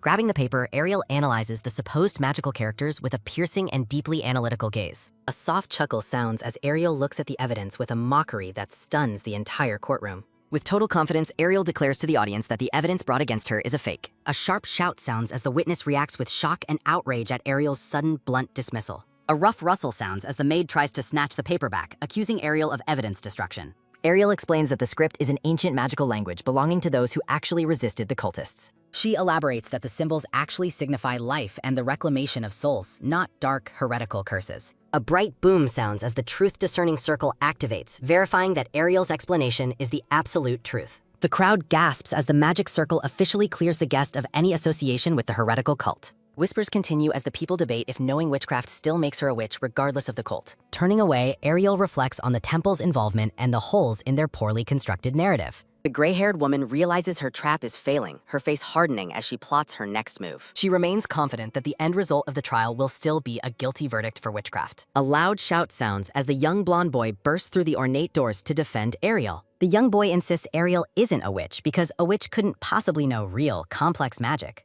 A soft flap sounds as he displays his cloak, which is covered in intricate, highly advanced magical circles. He reveals that these massive calculations were actually the result of Ariel's own brilliant and genius mind. The nobles mutter in shock, realizing that Ariel's magical knowledge far exceeds anything a common witch could possess. The gray-haired woman's expression shifts to one of growing concern as the atmosphere turns in Ariel's favor. A low, sounds as the maid begins to panic, realizing her testimony is losing all credibility. Desperate, the maid screams that Ariel admitted to knowing what the ancient magical script meant. A heavy thud sounds as the maid points at Ariel, accusing her of performing eerie nighttime magic. A shimmering flash sounds as the truth-discerning circle glows, proving the maid believes her own false statements. The maid continues her aggressive interrogation, asking what kind of curse Ariel came to spread at the palace. A quick snatch sounds as Ariel reaches out and grabs something from the neck of the panicked maid. Ariel holds up a silver chain, revealing a sparkling necklace she pulled from beneath the witness's collar. The glowing gem is identified as a magic tool, the secret behind the maid's ability to deceive the circle. A sharp gasp sounds as the brownish red-haired maid realizes her deception has been exposed. A green-haired wizard approaches Ariel, offering to examine the necklace identified as a secret magic tool. Examining the jewelry, the wizard confirms it nullifies the truth-discerning magic circle's divine effects. Trembling with fear, the accuser realizes her lies are finally vulnerable without her magical protection. Facing the witness, Ariel sternly commands her to repeat her testimony without the magic nullifying aid. Ariel questions what the witness truly saw as the pink-haired Rachel Bourbon enters the hall. Standing before the court, the pink-haired half-elf, Rachel Bourbon, presents a large rolled-up scroll. Ariel observes Rachel's timely arrival, noting she only intervened when the testimony became unfavorable. A flashback recalls a silver-haired woman discussing a close aide's arrival with the temple officials. Narrative text details how a personal maid was always watching, keeping a constant eye on Ariel. Rachel Bourbon, the pink-haired half-elf, stares ahead with a cold, unwavering, and resolute gaze. Standing boldly in the courtroom, Rachel identifies herself and vows to speak only the absolute truth. A sharp rustle sounds as the scroll is unfurled, revealing a long, meticulous, and complex record. A soft, "Huh?" sounds as a bewildered, chibi Ariel reacts to the unexpected evidence Rachel presents. Rachel testifies that a maid named Leela secretly entered Ariel's room while the saintess was sleeping. A flashback shows Rachel meticulously recording the date and time while observing a red-haired maid. The red-haired maid confirms Leela abandoned her post that day, returning with a suspicious attitude. The scene shifts to the bedroom fireplace where the incriminating charred paper was originally planted. Shouting in agreement, two more maids testified they found the exact paper presented as evidence today. Ariel's yellow eyes widen in shock as she realizes the incredible precision of Rachel's observation logs. Ariel questions the scroll's nature, which is revealed to be a detailed record of her activities. Rachel maintains a neutral expression, though the narration describes her having a bright, smiling face. Ariel feels a chill, realizing a member of her own faction was secretly monitoring her every move. Turning away, Ariel reflects that it is a relief her aide didn't actually betray her. From his ornate throne, the blonde emperor observes the trial as the flow of evidence shifts. A sharp shout sounds as the crowd demands the truth from the now unprotected witness, Leela. An sounds as thorny shadows manifest, signifying the magic circle's painful reaction to a lie. Agonizing sounds as Leela collapses, blood pooling on the glowing and activated truth-discerning circle. Coldly observing, the gray-haired woman admits failure, but remains confident she can escape the fallout. Amidst the gallery crowd, a figure in a hat begins moving to facilitate a quick escape. A loud shout interrupts the proceedings, insisting the maid's words weren't entirely false despite the magic. A man in a brown hat points aggressively, demanding proof that Ariel isn't truly a witch. The crowd yells for Ariel to reveal her identity, branding her a witch who knows foreign scripts. Thorns wrap around the bleeding Leela as Ariel analyzes the blatant attempt to distract the courtroom. Ariel's golden eyes narrow as she prepares to counter the deliberate attempt to incite further chaos. A mental warning flashes that the conspirators are trying to eliminate the witness to hide the truth. Amidst the confusion, Ariel realizes they are approaching the witness discreetly to cut ties permanently. Addressing Rachel, Ariel asks the half-elf to unleash magic from her own hand to stop them. A shimmering light appears at Rachel's fingertip as she prepares to manifest a powerful magical spell. A brilliant roar sounds as a massive blue gravity magic circle is fully deployed across the hall. Ariel's sharp gaze focuses as she spots the targets within the courtroom's shifting and tense atmosphere. Sharp snaps sound as Ariel replicates the magic circle into multiple glowing blue amplification patterns. Heavy thuds sound as the intruders are slammed to the ground by the crushing weight of magic. With the intruders pinned, Ariel demands to know why they tried to approach the witness in secret. Low murmuring sounds as the crowd witnesses the incredible replication and advanced gravity magic display. Ariel stands triumphant over the captured men, her magic proving her power far exceeds common witchcraft. The purple-haired Ariel is finally cleared as the crowd realizes she isn't a witch after all. The Emperor listens as Ariel explains her preparations were specifically made to refute this entire trial. Looking back at the blonde Emperor, Ariel remains confident in her victory over the failed conspiracy. With a subtle smirk, Ariel reflects on the exceptional abilities that finally turned the tide today. The blonde Emperor shifts the focus of the proceedings, preparing for the next move. Looking on from a distance, the silver-haired Saintess reacts with visible surprise at the outcome. A moment of tense silence follows as the silver-haired Saintess looks away in contemplation. Turning her back on the court, the Saintess begins to make her quiet exit. Glowing magic surrounds the silver-haired Saintess as she defends her actions as divine will. The crowd murmurs that the Saintess was deceived, prompting a sharp question from the Emperor. A firm command sounds as the Emperor orders his silver-haired knight to arrest the conspirators. The blonde Emperor demands a thorough investigation to identify who dared to frame Ariel. Maintaining her facade, the silver-haired Saintess insists she only spoke the truth of the gods. A quick rustle sounds as the blue-haired woman dismisses the situation and prepares to leave. The silver-haired Saintess and her companion walk away from the hall as the trial concludes. Reflected thoughts detail how the Saintess's mother orchestrated the plot without her daughter's direct knowledge. Stopping in her tracks, the silver-haired Saintess pauses as if hit by a sudden realization. Her cold, beautiful face twists with annoyance at the failures of the day's events. Boisterous laughter echoes over the palace grounds as the scene shifts to a brighter atmosphere. A joyful shout sounds as the orange-haired Rosemary celebrates having saved her reputation today. Ariel stares in disbelief at the orange-haired girl's exuberant and somewhat shameless display of relief. Ariel reflects on the complex political landscape, noting both the Saintess and Rosemary are candidates. Rosemary excitedly mimics Ariel's magic, much to the purple-haired girl's annoyance and slight embarrassment. Rachel, the pink-haired half-elf, clarifies her role as a source of energy, not a mage. Amidst playful banter, the group discusses the looming chaos and the impending seventh disaster. In a quieter moment, Ariel asks to see the record sheet Rachel is still writing. Ariel and Rosemary are horrified by the creepy, meticulous detail in Rachel's observations of Ariel. Unfazed by their reaction, Rachel remains stoic while they scream about her terrifying surveillance logs. A flashback reveals Rachel's family debt drove her to report on Ariel for extra pay. Rachel offers a rare, genuine smile, noting that her financial situation has finally improved. Chibi Ariel reels in shock at Rachel's blunt honesty regarding her role as a paid spy.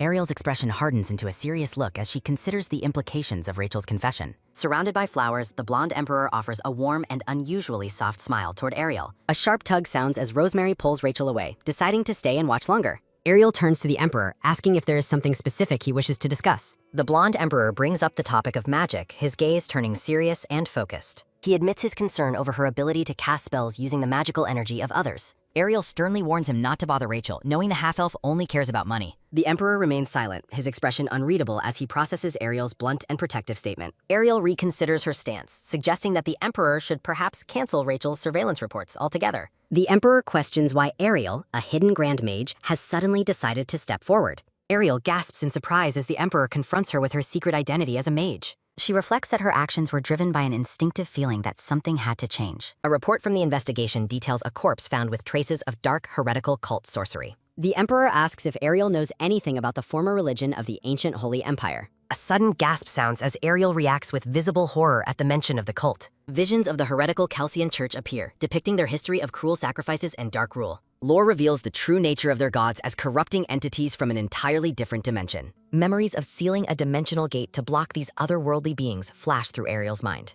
A worried shout sounds as the Emperor catches Ariel before she collapses from the mental strain. Ariel frantically asks if that cruel religion still exists, her golden eyes wide with genuine panic. Swirling darkness and ancient seals manifest as she realizes the connection to the world wasn't severed. The image of broken chains and dark magic suggests a gap exists that she didn't know. A quick rustle sounds as Ariel pulls away, declaring she must leave to handle the threat. Her golden eyes filled with resolve, Ariel declares her intention to investigate the cult's crime scene. The blonde Emperor watches Ariel closely, his expression calm but attentive as she makes her demand. Ariel casts a suspicious glance back, wondering if the Emperor intends to restrict her movements again. A bewildered, chibi Ariel reacts in surprise when the Emperor questions her sudden and unusual compliance. Noting the late hour, the Emperor proposes they visit only the nearest crime scene together. Leading the way through the city, the Emperor points toward the destination under a moonlit sky. Arriving at a quiet street, the Emperor identifies this as the location closest to the palace. Emerging from a dark alleyway, Ariel is struck by the transition into a lively, bustling street. Dark thoughts of a blood-red magic circle haunt Ariel's mind as she recalls the horrific incident.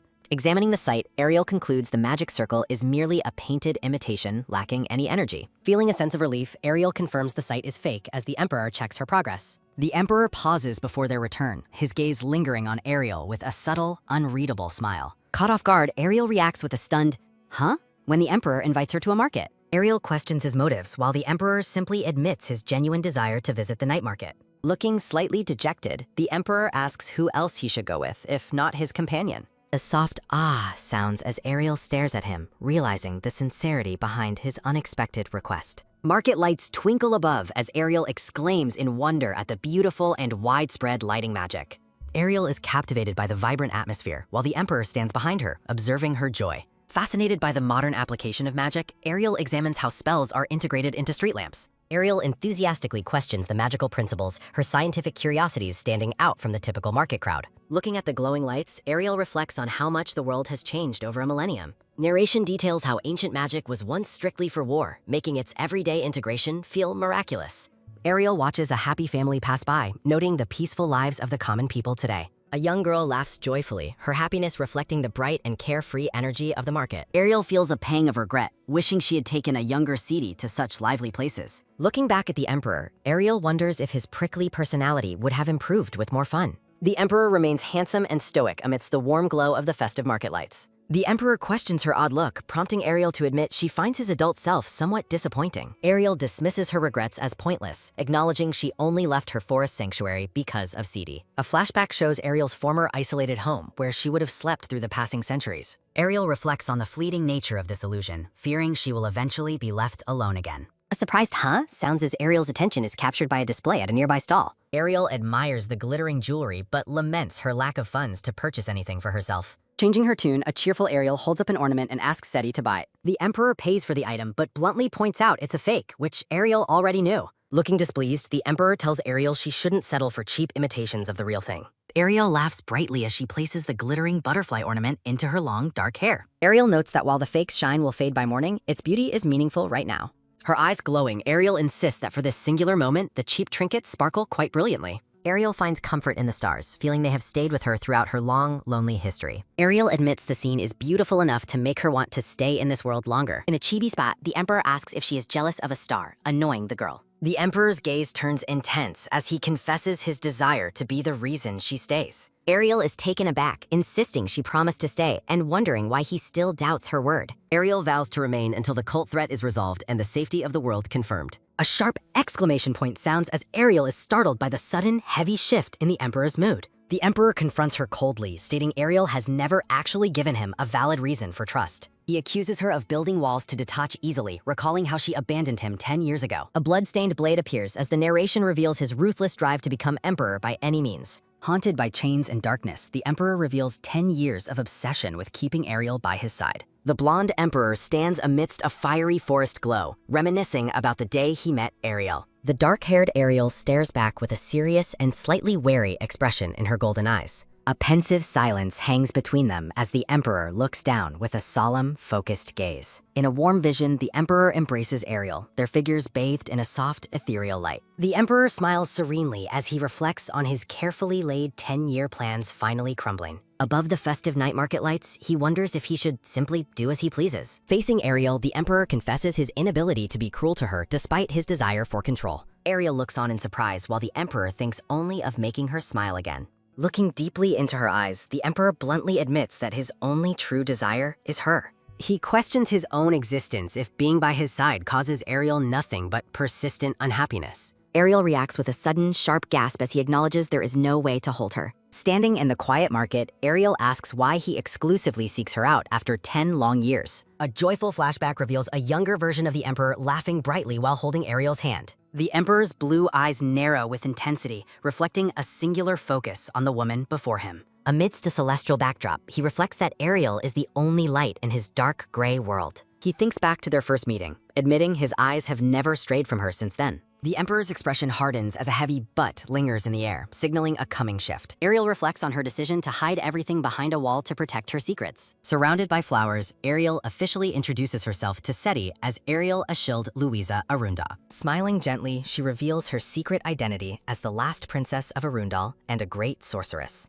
The festive market lights glow as her full royal name echoes through the night air. The Emperor beams with genuine joy at the revelation that Ariel is actually royalty. Startled by his unexpected reaction, Ariel stares at the Emperor in complete and utter disbelief. Chibi Ariel wonders why Ceedy is so incredibly happy just to know her real name. Ariel notes that his childhood self would have acted on impulse without considering her feelings. She observes that he has finally learned to restrain himself and impose limitations on his own actions. With a soft smile, the Emperor admits he changed because he thought Ariel would prefer it. Ariel encourages him to keep his current path as they decide to explore the market further. The Emperor offers to buy Ariel anything she wants, his eyes shimmering with newfound affection. Suspicious of his smooth words, Ariel asks where on earth he learned to be so charming. He credits his chamberlain, Ansel, for the advice on how to win over the woman he likes. At the palace, Ansel and the purple-haired Elias discuss how hidden identities must remain secret for now. Ansel adjusts his monocle, noting that Ariel's royal lineage is an incredibly useful piece of information. He considers it a positive sign that she chose to reveal her true self to the Emperor. Ansel erupts into a sinister laugh, much to the confusion and concern of the stoic Elias.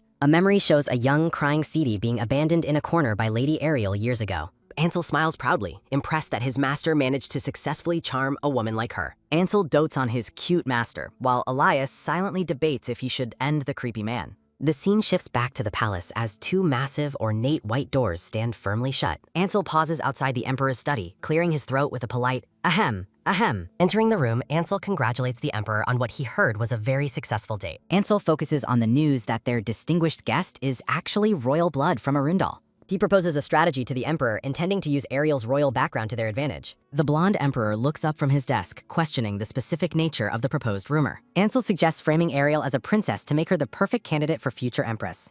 Elias watches from the side, noting Ansel's intense loyalty and persistent drive for his master's success. Elias reflects on Ansel's obsessive methods while the Emperor gives his permission to proceed with the plan. Sunlight pours into the room as the Emperor asks why his subjects have arrived so late. Elias reports that the identity of the maid who slandered Ariel has finally been violently revealed. The blonde Emperor and Ansel discuss a new complication involving an unexpected family name. Ceedy looks surprised as Ansel reveals the Northern Glendale ducal house has suddenly surfaced. A snowy fortress looms, providing the perfect excuse to lure the reclusive duke to the capital. Sunlight glints off the palace towers as the focus shifts to the brewing political storm. In a dimly lit study, Lady Violet asks if the maid was successfully dealt with. The dark-haired wizard assures her that no evidence links their secret group to the maid. A sharp bang echoes as Violet angrily interrupts, refocusing the conversation on the street rumors. Violet rages about the false rumors of Ariel's royal blood spread to manipulate her identity. The wizard warns Lady Violet to stay quiet, reminding her that employees are listening outside. He cautions the white-haired princess that she must never remove her mask of noble virtue. Leaning close, he warns her that her saintly facade is too valuable to lose for thrills. Violet remains silent and tense, her expression hardening as she absorbs his cold, manipulative warning. They plot to uncover the truth about Ariel to expose her royal lineage as a lie. The gray-haired woman demands to know the specific plan he has in mind for the girl. He hints that certain useful items owned by the palace will be instrumental in their trap. A sinister smile crosses his face as he tells Lady Violet she simply needs to bring it. Rosemary excitedly confronts Ariel about the rumors of her being royalty from the kingdom of Arundel. Ariel reacts with a stunned, huh? As the news of her public identity finally reaches her. Rosemary enthusiastically explains how rumors of Ariel's royal blood have already swept through the entire capital. Ariel immediately realizes Ceedy is the one behind the calculated spread of her secret royal name. She notes the rumors focus only on her lineage while omitting her dangerous status as an archmage. Ariel wonders who would believe such a story, while a chibi Rosemary is already a believer. Rosemary argues that royal status makes Ariel the perfect, unassailable candidate for Empress to silence opposition. Chibi Rosemary is confident that Ariel's elegant, ancient etiquette will charm the entire high society crowd. She excitedly envisions Ariel's grand debut at the banquet as the Emperor's mysterious and beautiful lover. Preparations for the banquet ramp up as Ariel and Rachel review their progress with an invitation.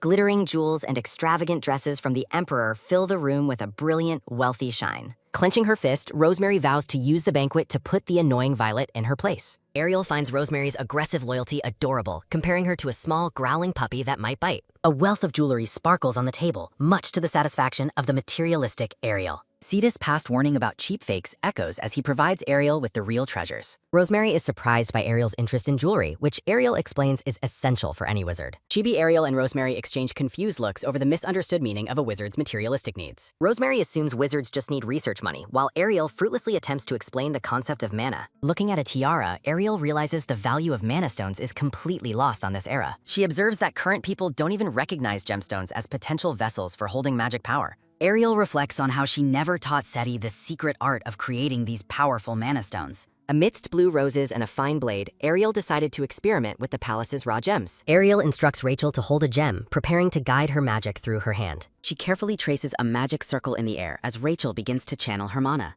A sudden, radiant voom sounds as the gem absorbs the magical energy and begins to glow. Rosemary gasps in pure wonder at the sudden transformation of the ordinary gemstone in Rachel's hand. The gemstone has become incredibly radiant and beautiful, glowing with a new, magical kind of light. Ariel admires the result, pleased that high-quality gems are so easily acquired from the clueless public. Ariel plans to use Rachel's mana to create a stockpile of useful mana stones from gems. Rosemary enthusiastically suggests raiding the palace warehouse to find more gems the Emperor would surely provide. Ariel laughs off Rosemary's aggressive schemes, stating this is why she is not Empress material. Rosemary pivots to news regarding the maid who framed Ariel, mentioning a connection to Duke Glendale. Ariel's eyes narrow in confusion as she realizes she has never heard of this duke before. Rosemary notes that Ariel still has much to learn about the Empire's influential and dangerous families. Narration details the prominent Glendale Duke family, Northern Guardians defending a wall against magical beasts. Ariel reflects that families have guarded the Northern Wall against beasts for over 1,000 years. Ancient warriors stood firm against interdimensional invasions to silently defend their human territories. A brave commander shouts orders to the frontline warriors protecting the borders of human lands.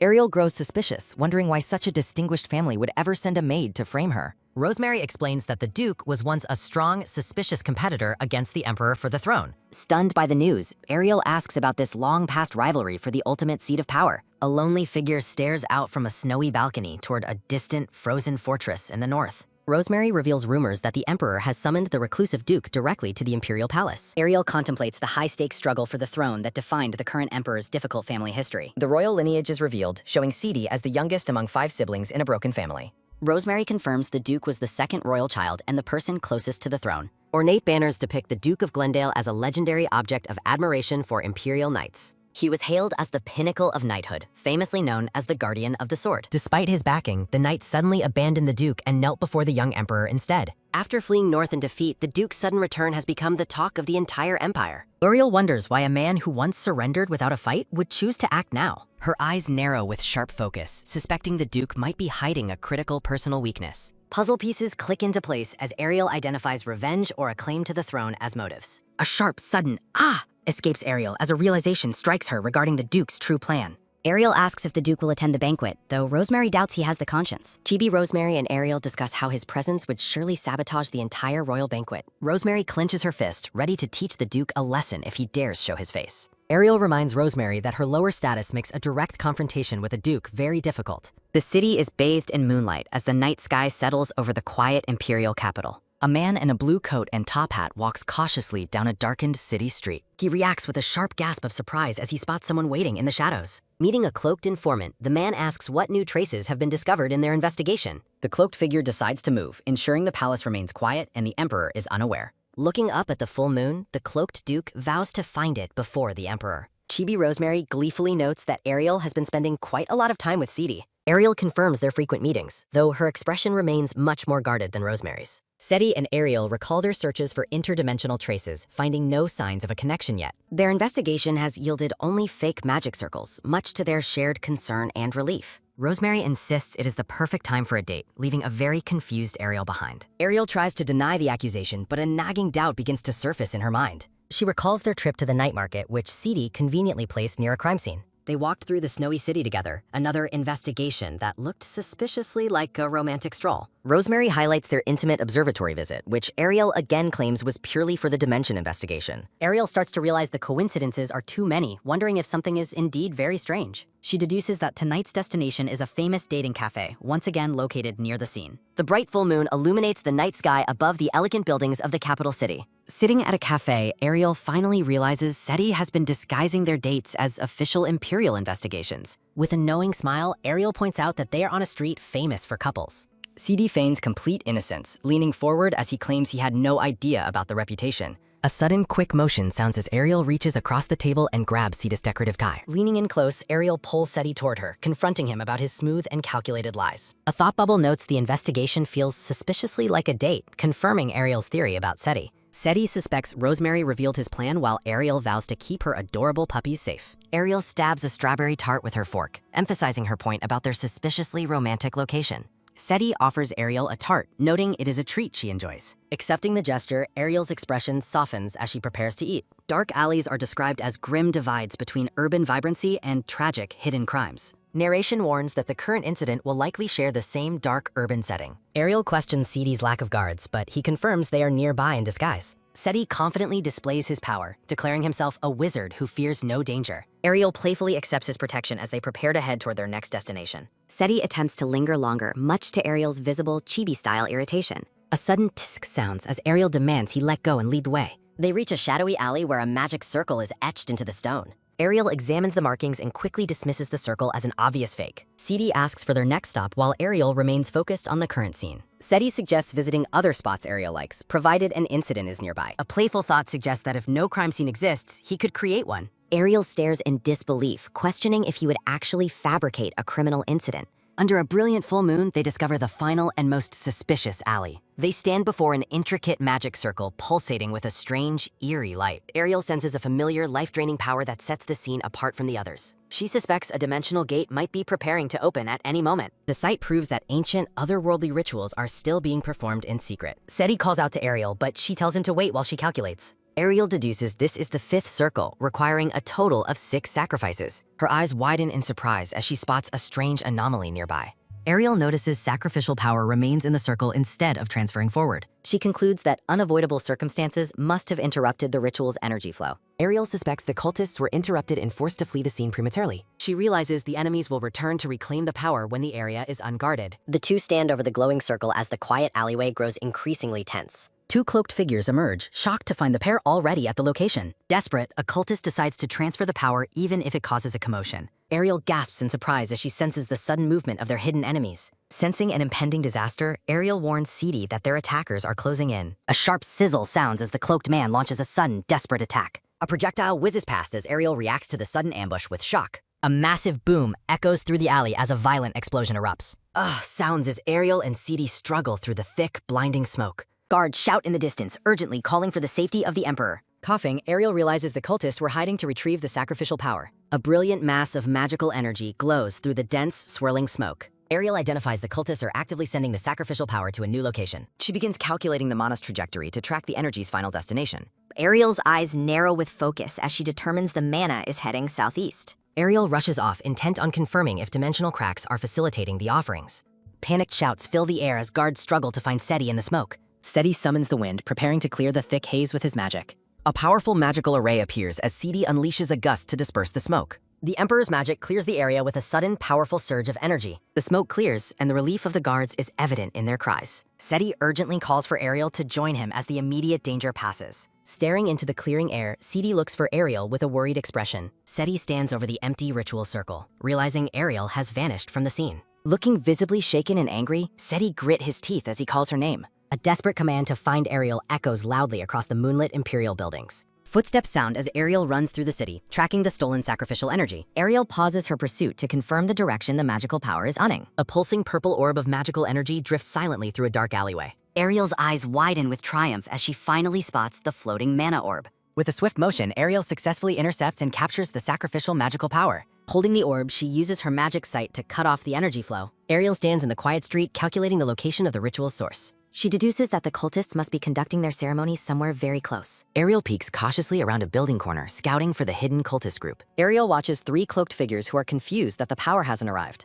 She observes the ritual circle, noting the cultists haven't begun their ceremony in earnest. A sudden oops escapes Ariel as she accidentally kicks a rolling glass bottle. The clinking sound alerts the cultists, who turn toward her with shock and suspicion. Ariel enters the light as the cultists realize she has stolen their sacrifice. The panicked cultists argue about their contaminated ritual and the woman's sudden appearance. They decide to use Ariel as the new sacrifice to complete the dark ritual. Ariel smirks confidently, informing the cultists that she did not come without a plan. She readies a small purple magic stone to initiate her offensive magical attack. A brilliant pink magic array erupts behind Ariel as she activates her hidden power. A sudden ack sounds as Ariel binds the cultists with glowing magical chains. Ariel draws another circle with her jewels, summoning thorny magical vines to restrain them. The cultists stare in disbelief, shocked to find their opponent is a powerful wizard. Ariel flees as the cultists recover and desperately order their members to catch her. Looking back over her shoulder, Ariel prepares to cast a defensive magic shield. A massive golden shield of light erupts around Ariel to block the cultists' advance. Radiant swirls of golden energy pulse outward from the formidable protective barrier she created.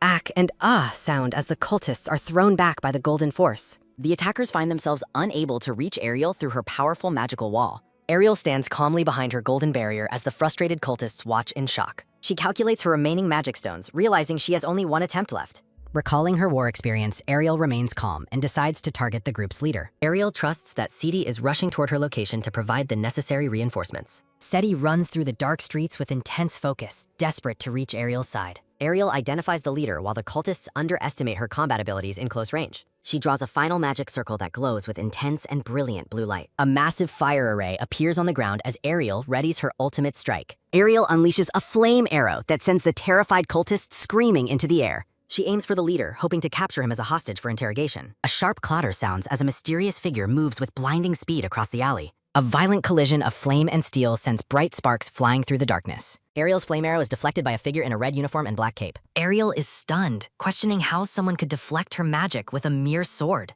A powerful blast of wind suddenly clears the scene around the mysterious sword user. The hood falls back to reveal a beautiful woman with long, wavy blonde hair. A blonde knight in an ornate red uniform stands tall, holding a gleaming rapier. The blonde woman calmly notes that she arrived exactly on time to intervene. The knight confirms she is not too late while a cultist cringes in fear. Ariel stands alone in the dark alley, her expression intense as she questions the identity of the mysterious interloper. The blonde knight emanates a powerful, overwhelming presence that Ariel finds impossible to counter or find a weakness in. Ariel demands answers, frustrated that the blonde woman saved the enemy leader and wanting to know her motives. The blonde woman remains enigmatically silent, her eyes showing a trace of calculating amusement as she assesses Ariel. Observing the magical remnants, she notes the interrupted sacrificial ritual and remarks on the trouble caused by Ariel's intrusion. Based on Ariel's fine attire, the knight warns her about the dangers of being alone in such a place. Sensing mana approaching, the blonde woman detects someone powerful nearing their position and prepares to react. Ariel whispers Sidi's name as a look of deep relief and anticipation washes over her face. A sudden blur of movement announces Seti and his guards as they rush frantically toward Ariel's location. The blonde knight mumbles her desire to remain hidden for just a while longer while she completes her task. With a sudden, forceful kech,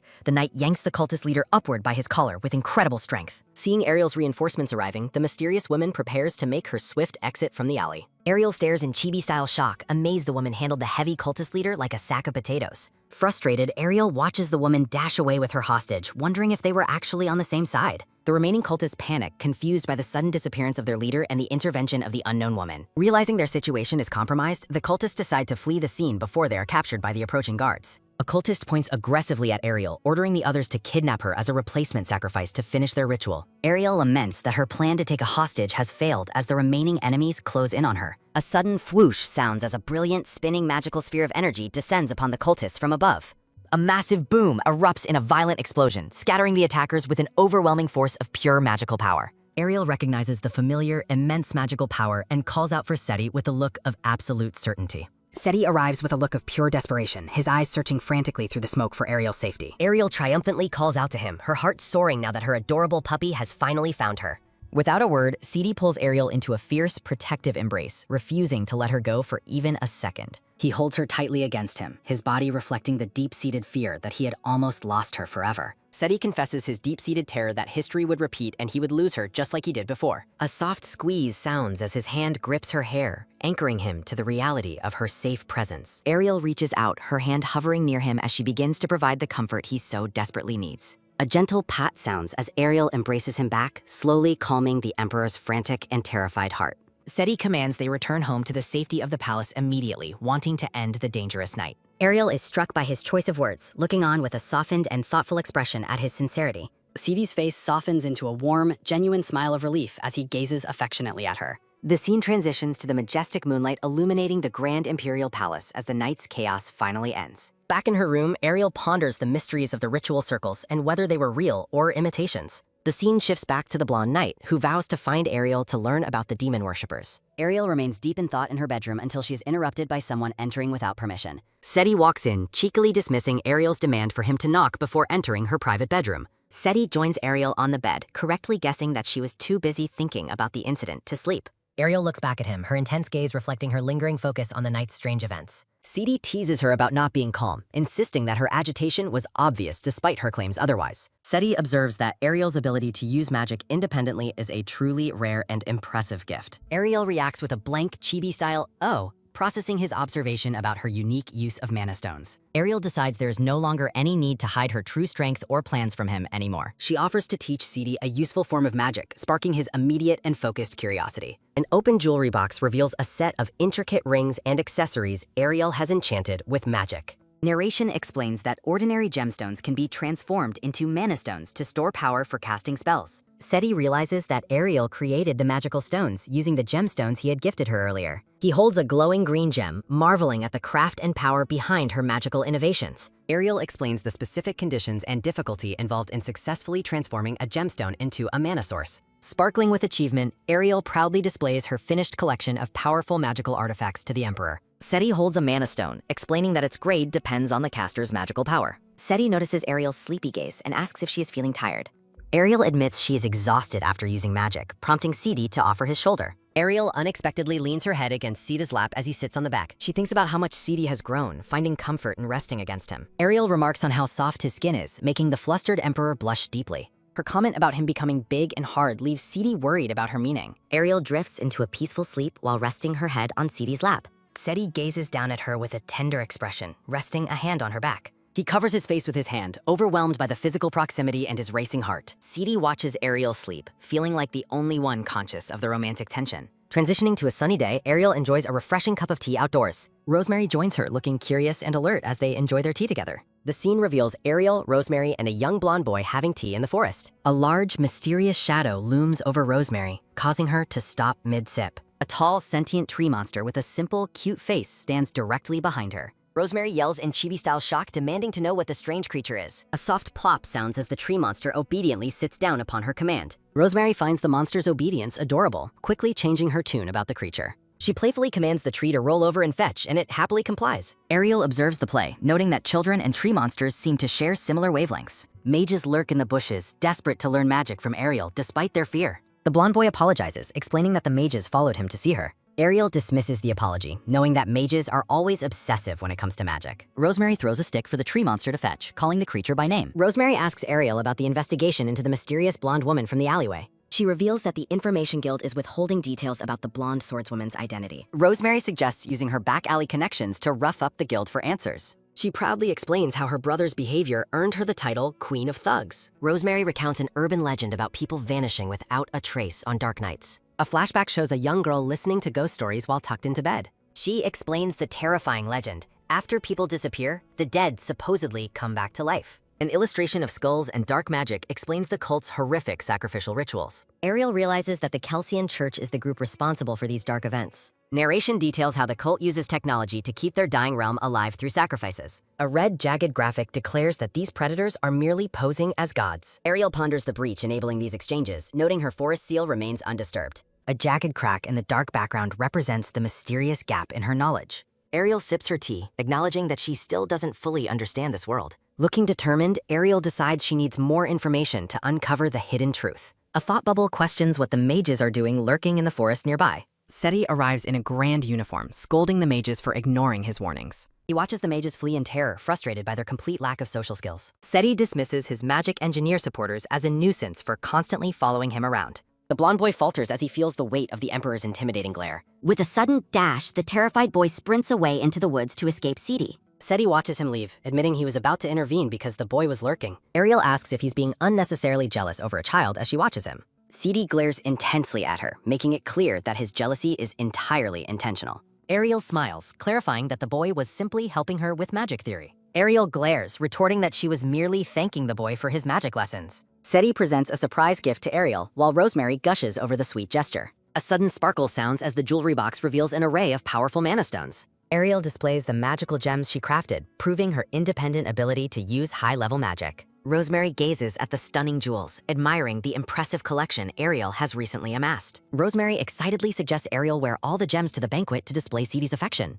Ariel considers the idea, thinking that adding a few gems to her dress is wise. She notes these top-grade stones, infused with Seedy's mana, can cast almost any spell. Ariel explains how she successfully hijacked the power from the cult's 6-part resurrection ritual. Flashback narration reveals how the Kelsian Church historically manipulated those in power with false promises. Back at the tea party, Ariel inquires about the high-ranking attendees of the upcoming banquet. SETI confirms that practically all the nobles of the empire will be in attendance tonight. Ariel looks toward the palace, expressing her growing anticipation for the grand evening event. She inwardly vows to lure out the hidden cultists by using the sacrifice's power. The scene shifts to the Kelton residence standing tall against a pink, sunset-hued sky. Violet, a white-haired woman, is startled by a sudden visitor entering her private room. Alexis, a mysterious hooded man, arrives to inform Violet that their opportunity has finally come. Violet questions the reliability of the artifact and its plan to reveal Ariel's true identity. Alexis assures her the Arundel artifact is powerful and its accuracy is vouched by mages. A sharp clack sounds as Violet finds the prospect of their scheme highly interesting. Alexis asserts that the artifact will publicly expose Ariel's claim to royalty as a lie.